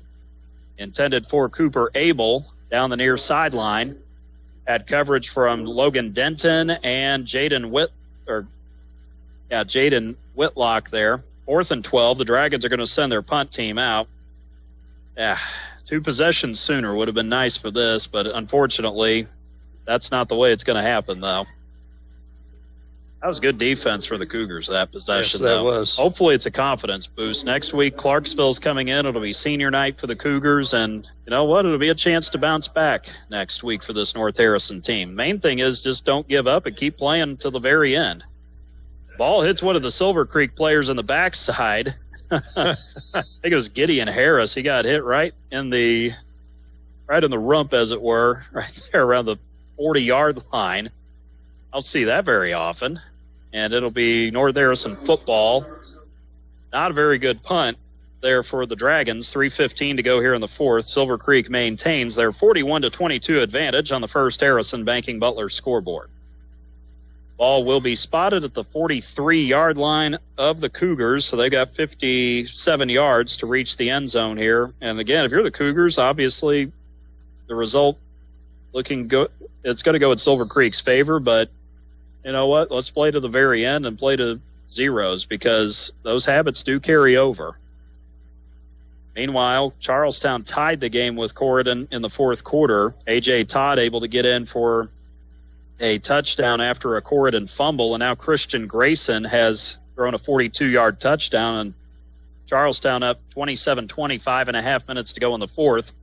Bryce Fessel gets the handoff, and not a lot of room running to the near side, running to his right. It's tackled out in the open field, and it's Max Stolberg who makes the tackle after a short gain, just a yard for Bryce up to the 44 of the Cougars.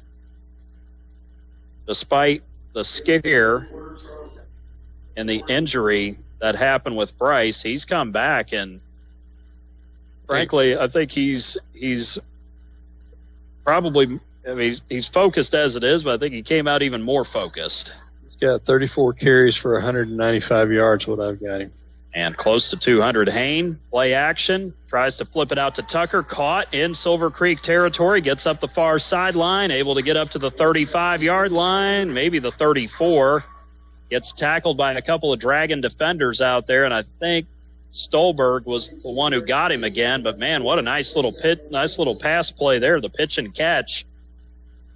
And that'll be a 22-yard completion from Hayne to Tucker.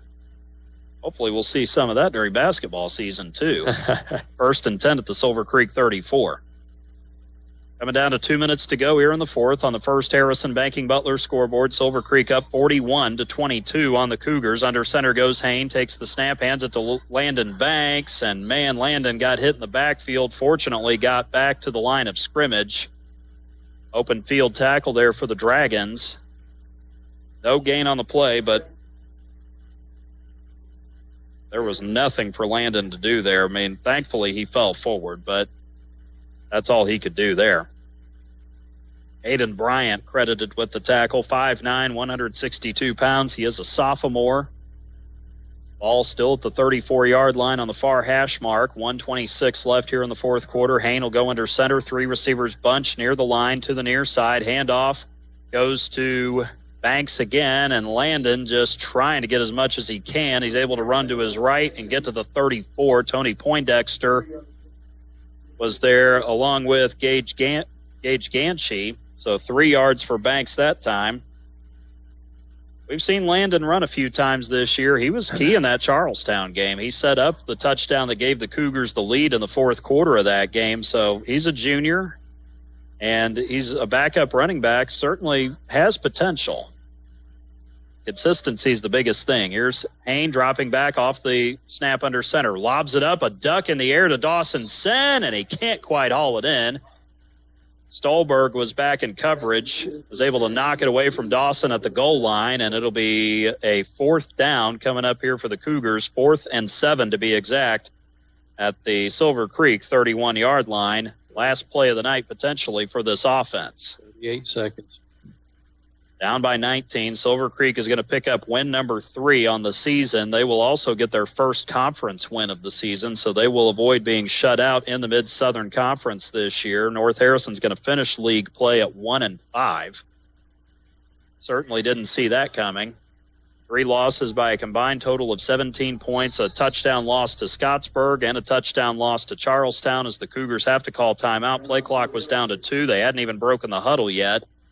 38 seconds to go. North Harrison down by 3 scores to Silver Creek. You're listening to North Harrison Cougars football right here on 96.9 WKLO. Looking to update your floors? Denny's Carpet in Corydon has been your local expert for over 35 years. From cozy carpets to durable hardwoods and stylish vinyl, they have it all and at prices you love. With top-notch customer service and affordable options, they make it easy to transform your space. Plus, enjoy special discounts on select flooring. Stop by or call 812-738-8466 off Highway 62 in Corydon. Denny's Carpet, because they know quality and affordability matter. 38.1 seconds to go. Homecoming night is being spoiled for the Cougars tonight. Taylor Receiver crowned the homecoming king beforehand. Kendall Christie was crowned the homecoming queen. Kendall, a softball player, one of the best players on the North Harrison Lady Cat softball squad. Taylor Receiver, a defensive and offensive lineman for the Cougars, plays left tackle on offense. Here's the snap on 4th down and 7. Hain dropping back, trying to get away from the pressure. Does, and he's going to have to run, but he's not going to get there. He will get to the line of scrimmage, and that's about it with 28.7 seconds to go. But what do we have? I don't see any flags out there. Hain got tackled hard. It's going to be a hold on Silver Creek. Wow, that's only the second penalty on the Dragons tonight. Wow, sarcastic. I mean, you can't pour the sarcasm on any thicker. You really can't. Charlie Brown couldn't pour that much sarcasm on that cheer. Golly, I don't blame the fans though. No, there the way things have been. A couple of times the Dragons could have easily been flagged. Once again, they should have had a 15-yard penalty on them for a late hit earlier. Not that would have changed the result, but pretty obvious. Very frustrating tonight. It's been a frustrating night. I mean, Gary Fessel got called for an unsportsmanlike conduct penalty. That is an indicator there as Hain drops back, looks to throw, tosses it to Fessel out in the flat, caught it inside the 5, gets down around the 1-yard line. Man, that was a heck of a play for Caden. I don't know how he got it there, actually. He was running toward the sideline, tossed it up there for Bryce. It'll be a 20-yard completion down to the 2-yard line on that pass. Bryce's first catch of the night, and that'll be a 1st and goal. Cougars line it up, 15 seconds to go. Hain under center. He'll run it up the middle, and he'll dive in for yet another North Harrison touchdown. Caden Hain with his 4th TD of the night. He's got all of them for the Cougars. And that'll cut the deficit a little bit, but it's only going to make the deficit look a little smaller. That's about all it'll do now. The Cougars are going to come up short tonight. They're down 41-28 with 11.2 seconds to go. Caden with his 4th touchdown of the night. He now has 11 rushing touchdowns this season. Not bad for somebody who hadn't played since middle school prior to this season, and he's also the point guard on the basketball team, but he's shown a lot of heart tonight. A 2-yard dive into the end zone. 2-point conversion coming. I formation behind Hain, takes the snap, rolls to his left, pressure coming. Caden's going to walk in. A flag comes in at the very end of the play. The head official threw that flag, and I kind of think it might be on Silver Creek, even though the conversion is good. Well, let's see what the referee saw. The head official with the white hat was the one who tossed the flag. He's going to call a chop block on the Cougars. Golly. Oh, my. Just when you think it couldn't happen again. Oh, my gosh. That's the second time that's been called tonight now. Ay. Yeah, no, man.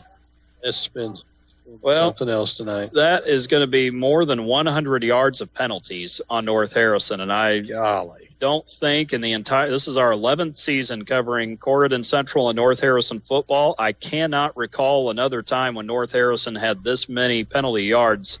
No, not ever. Now, I think there was one time when they got really close to that mark, but I don't think they've quite ever had this many. 108 penalty yards on 10 flags. That's just unbelievably hurtful to your offense. It'll be a 2-point conversion from the 18. Hain drops back after getting the snap under center, throws over the middle, pass deflected, dropped, incomplete. Would have been a pick intended for Logan Denton there in the middle of the field. But hang on a second. Trying to find it. Jaden Williams was the one who knocked it down, so the 2-point conversion is no good. And we will keep it here as the Cougars will wind it down. We'll head into our Davis Crushstone postgame show once this game has officially been wrapped up. And we'll have final stats and analysis. We'll update you on the scores around the area tonight. A lot of good football games going on around southern Indiana. We had some rain crop up this afternoon. And there was a moment there where maybe there was a thought this game could end up getting pushed back a little because there was a little thunder rumbling to the east and northeast of here about 5:30 or 5:45 this evening. But that ended up being a non-issue. We were able to get homecoming started on time and able to get this game started on time as well. And Aiden Hain, unfortunately, not able to get the 2-point conversion. He ran it, and then a chop block was called. 10 penalties, 108 yards on North Harrison, 2 penalties for 15 yards for Silver Creek. The Cougars also have 2 turnovers, none for the Dragons. And now Dawson Sen on to kick off. And with the Cougars down 13, let's see what he does. He will kick this, and it'll roll out of bounds at the 25. How about another one? One more flag for the road right here. Oh, man. Well, this one's not going to really matter all that much at the end of the night. It will be a kickoff out of bounds. That's an automatic penalty. This will be a 10-yard penalty as the ball went out at the 25. 11 flags for 118 yards tonight for North Harrison. That's just... That and field position and the turnovers. All 3 of those things, that perfect storm came together for Silver Creek, and that's going to give the Dragons the victory here on the road. Incidentally, the first road win of the season for Silver Creek as well. Taking a knee is the quarterback. That being Cameron Black. He'll run out the clock, and that will conclude this Mid-Southern Conference matchup. The Silver Creek Dragons will walk away with the victory tonight here on the road at Cougar Field. They spoil homecoming for the North Harrison Cougars. The final score on the First Harrison Banking Butler scoreboard, Silver Creek victorious tonight 41-28 over the Cougars, as Silver Creek improves their record to 3-4 on the season. They are now 1-3 in the Mid-Southern Conference after this win tonight. For the Cougars, they will slip to 2-5 on the season and will finish with a 1-5 record in Mid-Southern Conference play for the 2025 season. They are done with conference play for this season, and the Cougars will turn their attention to their last home game of the regular season next Friday night when the Clarksville Generals will come in. Silver Creek, meanwhile, has a daunting task ahead of them next week when they'll head to Brownstown Central, Blevins Memorial Stadium. They will be taking on the mighty Braves, who have been dominating Madison tonight on their way to 7-0, the number 2 team in Class 2A, about to continue their winning ways tonight as they get that much closer to wrapping up a conference crown. So we'll head into our Davis Crushstone postgame show after this break. We'll recap this one, give you scores around the area as you're listening to coverage of North Harrison Cougars football right here on 96.9 WKLO. Do you know a Prosser graduate, educator, or community leader whose contributions to Prosser should be recognized? Now's your chance to honor them at the 3rd Annual Prosser Alumni Hall of Fame. These awards recognize those who have provided outstanding service, supported student growth, and contributed to Prosser's programs in our hometown. Don't wait. Visit prosseralumni.org today to learn about the 3 awards and submit your nomination before October 31st. And Harrison County Hospital's orthopedic surgeons of Harrison County. They know pain and limited mobility can take a toll on your life. That's why the expert team is there, providing comprehensive, full-time orthopedic care right in our community. Led by Dr. John Connor, a board-certified orthopedic surgeon, along with physician assistant Christina Gunter and nurse practitioner Jeannie Doan. They deliver personalized care to help you move freely again. Don't let pain hold you back. Call Harrison County Hospital today and take the first step toward recovery. 812-734-3800 or online hchin.org. You've been dreaming of that perfect outdoor space, a place to relax, entertain, and enjoy the seasons. Isn't it time to make it happen? At Indiana Home Pro and Lawyers Paint and Home, they create stunning decks, patios, covered porches, and pergolas designed to fit your lifestyle and your budget. Jason and Carla bring professional, personalized service to homes across Southern Indiana with results you'll love for years to come. Stop by their location on South Capitol Avenue or give them a call today. Indiana Home Pro and Lawyers Paint and Home, your local source for every project. Come and see our mom and dad. We welcome you into our Davis Crushstone postgame show tonight here on 96.9 WKLO, streaming online at WKLO969.com. We're also on YouTube at WKLO 96.9, and you can also listen on your Alexa. Just say, Alexa, listen to 96.9 WKLO. Again, it's our Davis Crushstone postgame show here tonight from a dejected crowd at Cougar Field as North Harrison falls to the Silver Creek Dragons in a difficult loss tonight. 41-28 is the final score on the First Harrison Banking Butler scoreboard as the Cougars finish Mid-Southern Conference play 1-5 on the season, now 2-5 overall here in this 2025 season. For Silver Creek, the Dragons are now 3-4 on the year. They pick up their first road win and their first conference win of the season. They're now 1-3 away from Hunter Station Pizza Stadium in Sellersburg and improved to 1-3 in Mid-Southern Conference play. With this win tonight, Silver Creek puts up their second highest score of the season. They had 42 against Eastern Pekin back on September 12th, week 4 of the season. That was at home. And then the Dragons put a 41 spot up on the board, scoring in every quarter tonight here on the road. The middle two quarters were where the Dragons really made their hay tonight as far as points on the board. 27 points in the second and third quarter combined.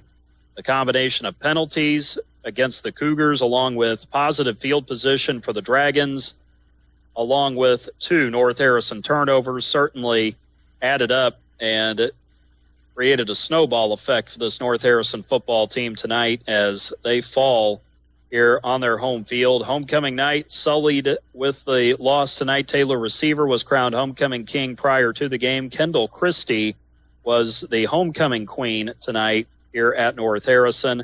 But even with the pageantry and the crowd that came out to witness this game tonight, a lot of people thought the Cougars certainly had a great chance to win here tonight. Silver Creek really had struggled all throughout the entirety of the season.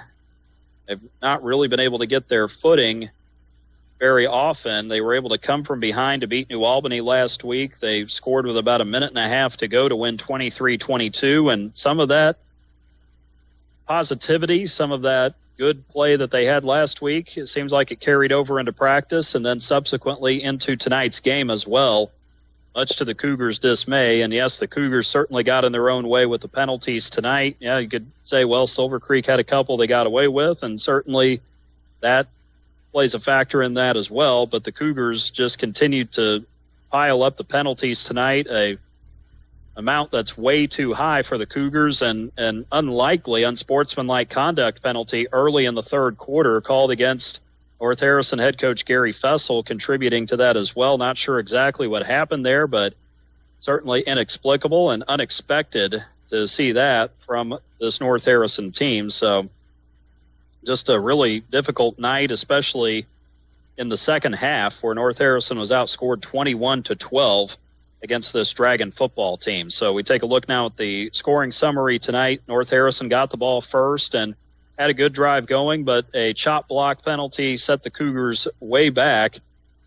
Eventually they had to punt. Caden Hain was back to receive the snap on the punt. It was a little low. Caden went down to try to get it, ended up putting a knee on the ground, a loss of 12 yards on fourth down. Gave Silver Creek excellent field position at the 16-yard line of the Cougars, and the Dragons, to their credit, as good teams have to do, take advantage of the opportunity, and the Dragons did just that. 3 plays, 16 yards in a minute, 5 seconds. Drake Altman in from 1 yard out for the touchdown. The Brady Anderson extra point made it 7-0 Dragons with 6:49 to go in the opening quarter of play. The Cougars did have a response, though, went 9 plays, 77 yards in 4 minutes and 30 seconds. And it was Caden Hain on the quarterback keeper from 3 yards, able to get it in with 2:19 to go in the first quarter. The Cougars went for 2. Bryce Fessel able to run in the conversion. And the Cougars were looking pretty good at that point as they led 8-7 late in the opening quarter of play. The Dragons would come back, though. 10 plays, 53 yards, took 3 minutes and 42 seconds, and it was going to the air this time, even though they had faced a fourth down on the drive. Cameron Black on a quarterback keeper was able to convert a first down. Very next play, he found Deontay Gazaway on a slant pass. Gazaway bobbled the football, but was able to haul it in for the 19-yard touchdown pass as he made his way to the end zone. Anderson's PAT made it 14-8 Dragons as the drive started late in the first, carried into the second. So with 10:27 to go in the second, Silver Creek was up by 6. North Harrison would respond with a trademark long drawn-out drive, 18 plays, 72 yards, 7 minutes and 38 seconds. And the Cougars were able to get Hain in the end zone again, a 1-yard touchdown, 2:49 until halftime. The 2-point conversion was successful despite a holding penalty called against the Cougars. Caden Hain able to connect with Logan Denton for the 2-point conversion. and the Cougars were in front 16-14. They felt pretty good until the very next offensive play for Silver Creek. Deontay Gazaway got loose down the far sideline. Cameron Black with a perfect pass in stride, hitting Gazaway, who just galloped into the end zone, 72 yards. 13 seconds later, Silver Creek up 20-16. They tried to go for two. Black tried to find Cooper Abel on a slant pattern, but could not complete the pass. So with 2:36 to go until halftime, Silver Creek led by 4. That would be the score going into halftime as well. But that touchdown, little did we know, that would begin a run of 20 unanswered points for the Dragons, and they continued to add to it. The unsportsmanlike conduct penalty came on the kickoff there right as soon as the third quarter started. So Silver Creek ended up starting at the North Harrison 47. They'd go 7 plays, 47 yards in 3 minutes and 6 seconds. It was Drake Altman finishing the drive with a 4-yard run to the house, 8:54 to go third quarter. And the Anderson PAT gave Silver Creek a 27-16 lead and a grasp on the lead that they would not give up again. The Cougars, that is, were held to a 3-and-out on the next drive.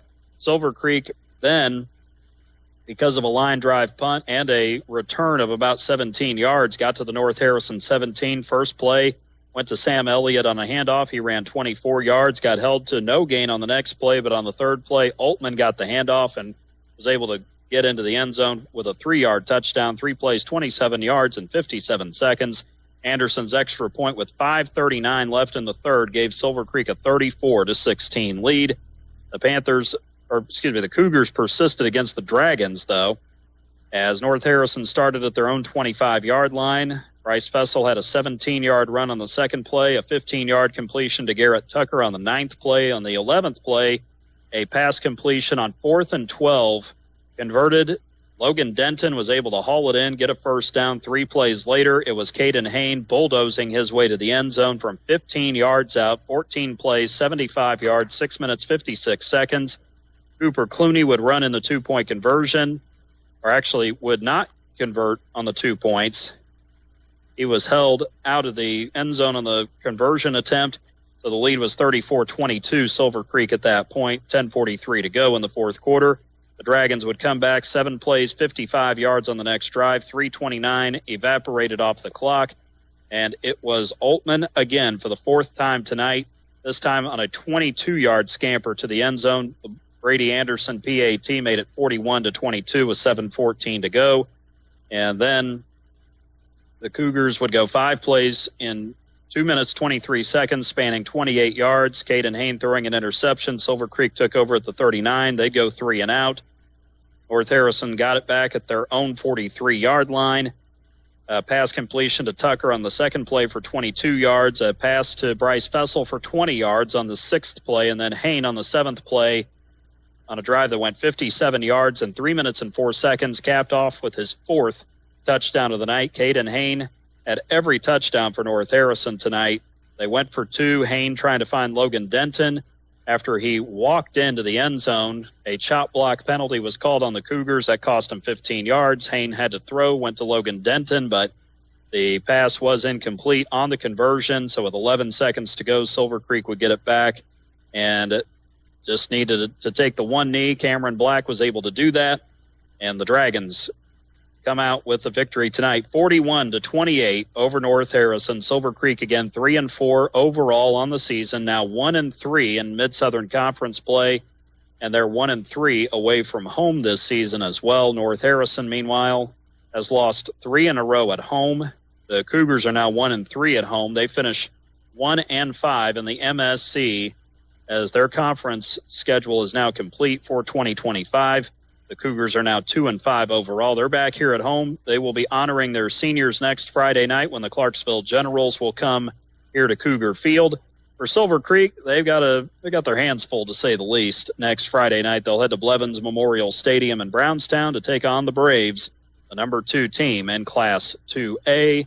And that will be Silver Creek's last road conference game of the season. They still have Corydon Central on the other side in the final week of the regular season. On October 17th, the Panthers will visit Hunter Station Pizza Stadium. The Cougars, meanwhile, after they play Clarksville next week, they will be headed to Clarksville, but they will be taking on the Providence Pioneers on Gene Sartini Field at Murphy Stadium, and that'll be the next time we see the Cougars right here on 96.9 WKLO. We'll take another break. We'll continue with our Davis Crushstone postgame show after this. You're listening to North Harrison Cougars football right here on 96.9 WKLO. Are you looking for top quality Crestone in Harrison County? Look no further than Davis Crestone in DePaul. At Davis Crestone, they have been serving Southern Indiana for years, providing the highest quality Crestone for all your construction needs. Their locally sourced stone is perfect for driveways, roads, landscaping, and much more. Plus, the friendly staff can assist you with your order, ensuring you get exactly what you need.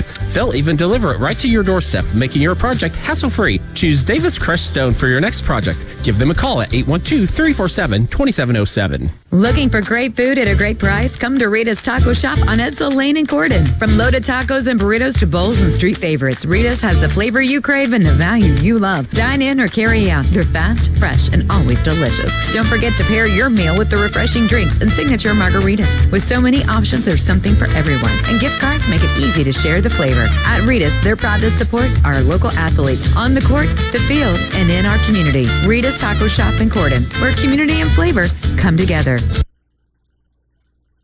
Tough night for the North Harrison Cougars on homecoming night. Taylor Receiver crowned the homecoming king. Kendall Christie crowned the homecoming queen, but it turns out that's the high of the night for the North Harrison crowd as Silver Creek comes in to Cougar Field and comes out victorious 41-28.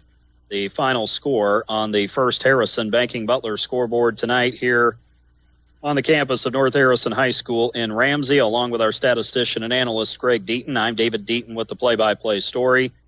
And it is not the ending the Cougars wanted to have tonight here on their home field. They were hoping to be able to make it back-to-back wins, get on a run here before they got to the end of the regular season. And unfortunately, that just did not happen tonight for this North Harrison football team as they come up short here tonight, falling to 2-5 overall with a 1-5 final record in the Mid-Southern Conference. They have Clarksville coming in next week. The Cougars, Silver Creek, will head up to Blevins Memorial Stadium to take on Brownstown Central next Friday night. So a disappointing night for this North Harrison team, no question about that. At the end of the night, let's take a look at the individual totals tonight for Silver Creek. Sam Elliott was the leading rusher tonight, 11 carries for 53 yards, had 8 carries for 49 yards in the second half. Cameron Black, the quarterback, ends up with 6 carries for 39 yards tonight for the Silver Creek football team. And so overall pretty good night for him and for this Dragon football team on the ground. He took the knee there that kind of affected the total there at the end of the first half and then at the end of the contest as well. But still 6 carries, 39 yards for Black tonight. Drake Altman, 7 carries, 32 yards, but he scored 4 touchdowns in this game tonight. So talk about efficient football. That's what it kind of looks like there. Jaden Williams, 2 carries for 18 yards, and Elliot Lanehart had 1 carry for 2 yards tonight. Silver Creek, 27 carries, 144 yards, averaged 5.3 yards per carry. Cameron Black, pretty accurate in the passing game tonight. He was 6 out of 8, 126 yards. He threw 2 touchdowns. Both of those went to Deontay Gazaway for 3 catches for Gazaway tonight, 102 yards. Drake Altman hauled in 3 passes for 24 yards. The Dragons only ran 35 offensive plays, but they went for 270 yards tonight here on the road. 7.7 yards per play for Silver Creek, and then the penalties on top of that. For the North Harrison Cougars tonight, despite the injury scare, Bryce Fessel goes for 34 carries, 195 yards, eclipses the 1,000-yard mark for the season. 9 years in a row now the Cougars have had a 1,000-yard rusher on the football field. Caden Hain, 12 carries, 66 yards. He also ends up with 4 touchdowns tonight at all 4 of the Cougars' scores.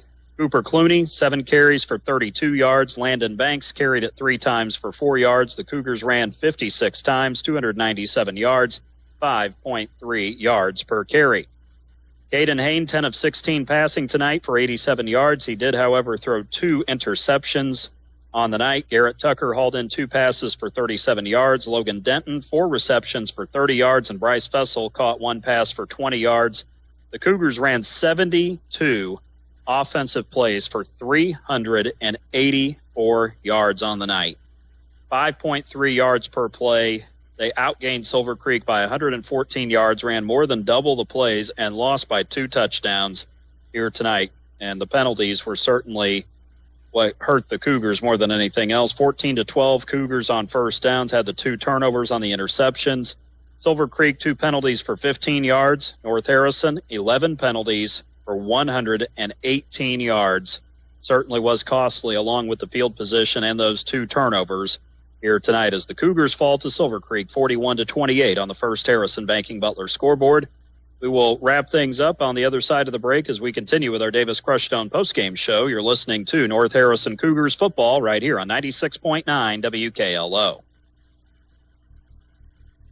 And Harrison County Hospital's orthopedic surgeons of Harrison County. They know pain and limited mobility can take a toll on your life. That's why the expert team is there, providing comprehensive, full-time orthopedic care right in our community. Led by Dr. John Connor, a board-certified orthopedic surgeon, along with physician assistant Christina Gunter and nurse practitioner Jeannie Doan. They deliver personalized care to help you move freely again. Don't let pain hold you back. Call Harrison County Hospital today and take the first step toward recovery. 812-734-3800 or online hchin.org. You've been thinking about it, that bathroom upgrade you've always wanted. Well, what are you waiting for? At Indiana Home Pro and Lawyers Payton Home, they offer cost-effective acrylic baths and showers, less invasive to install, easy to clean, and built to last. Need an ADA remodel or aging-in-place design? Jason and Carla are your local experts right here in historic downtown Gordon. Stop by their South Capitol Avenue location today or give them a call. Indiana Home Pro and Lawyers Payton Home, your local source for every project. Mom and Dad.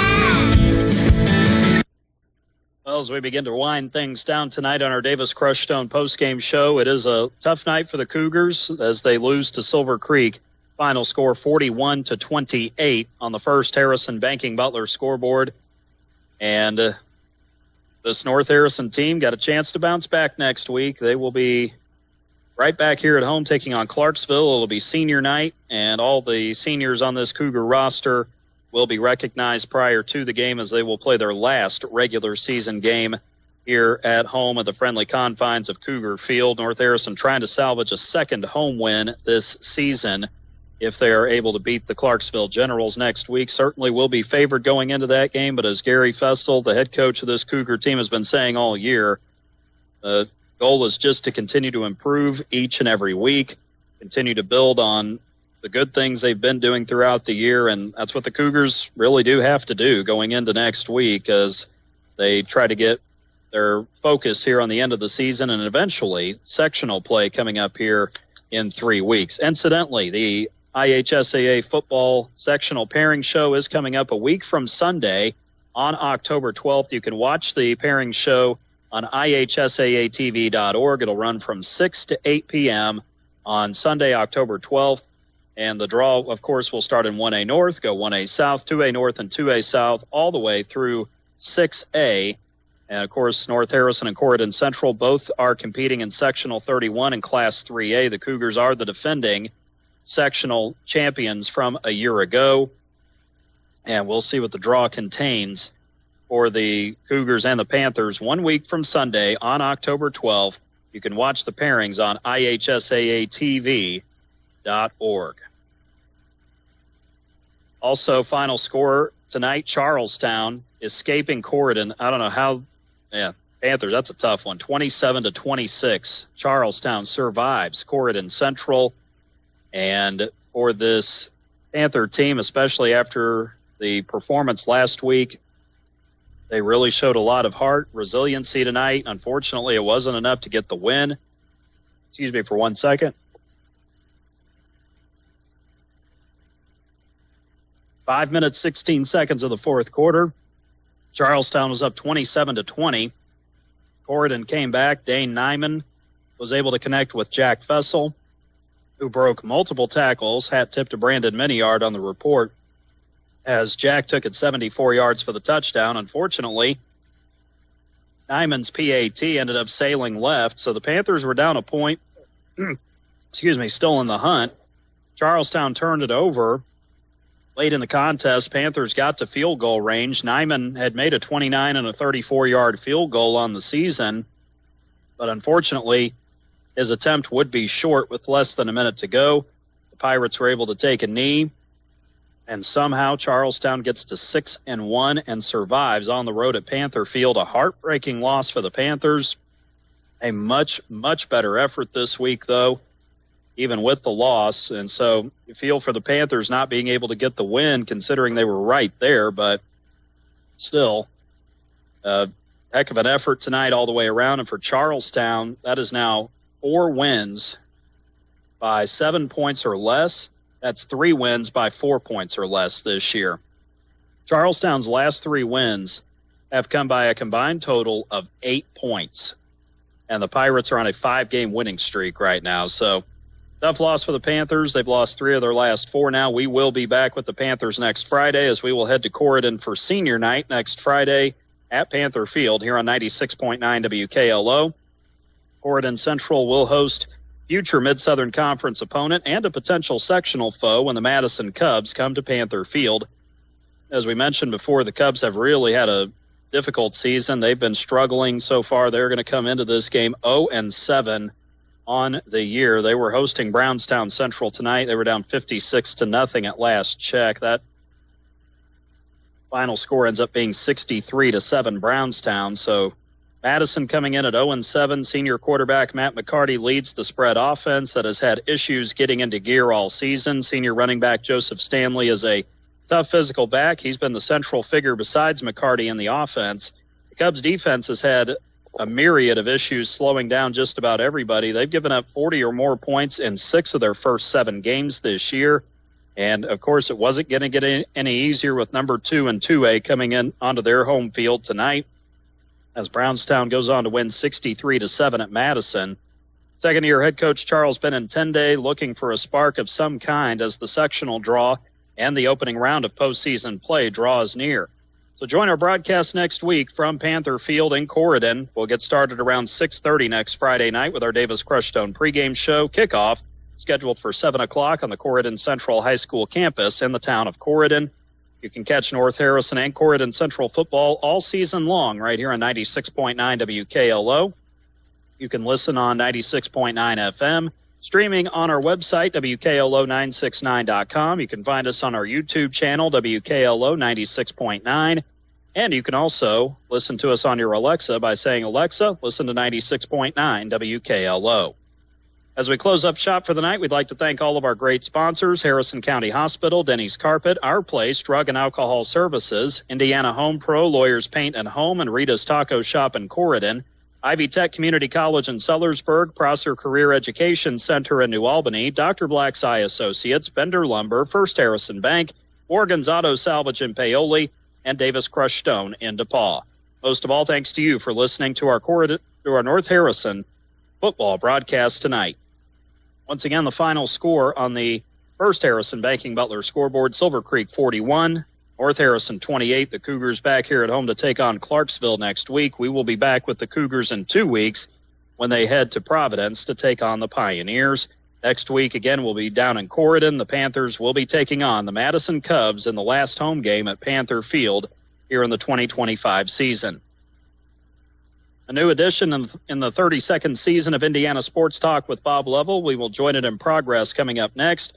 We thank you for listening to our broadcast tonight and for listening to our postgame coverage presented by Davis Crushstone.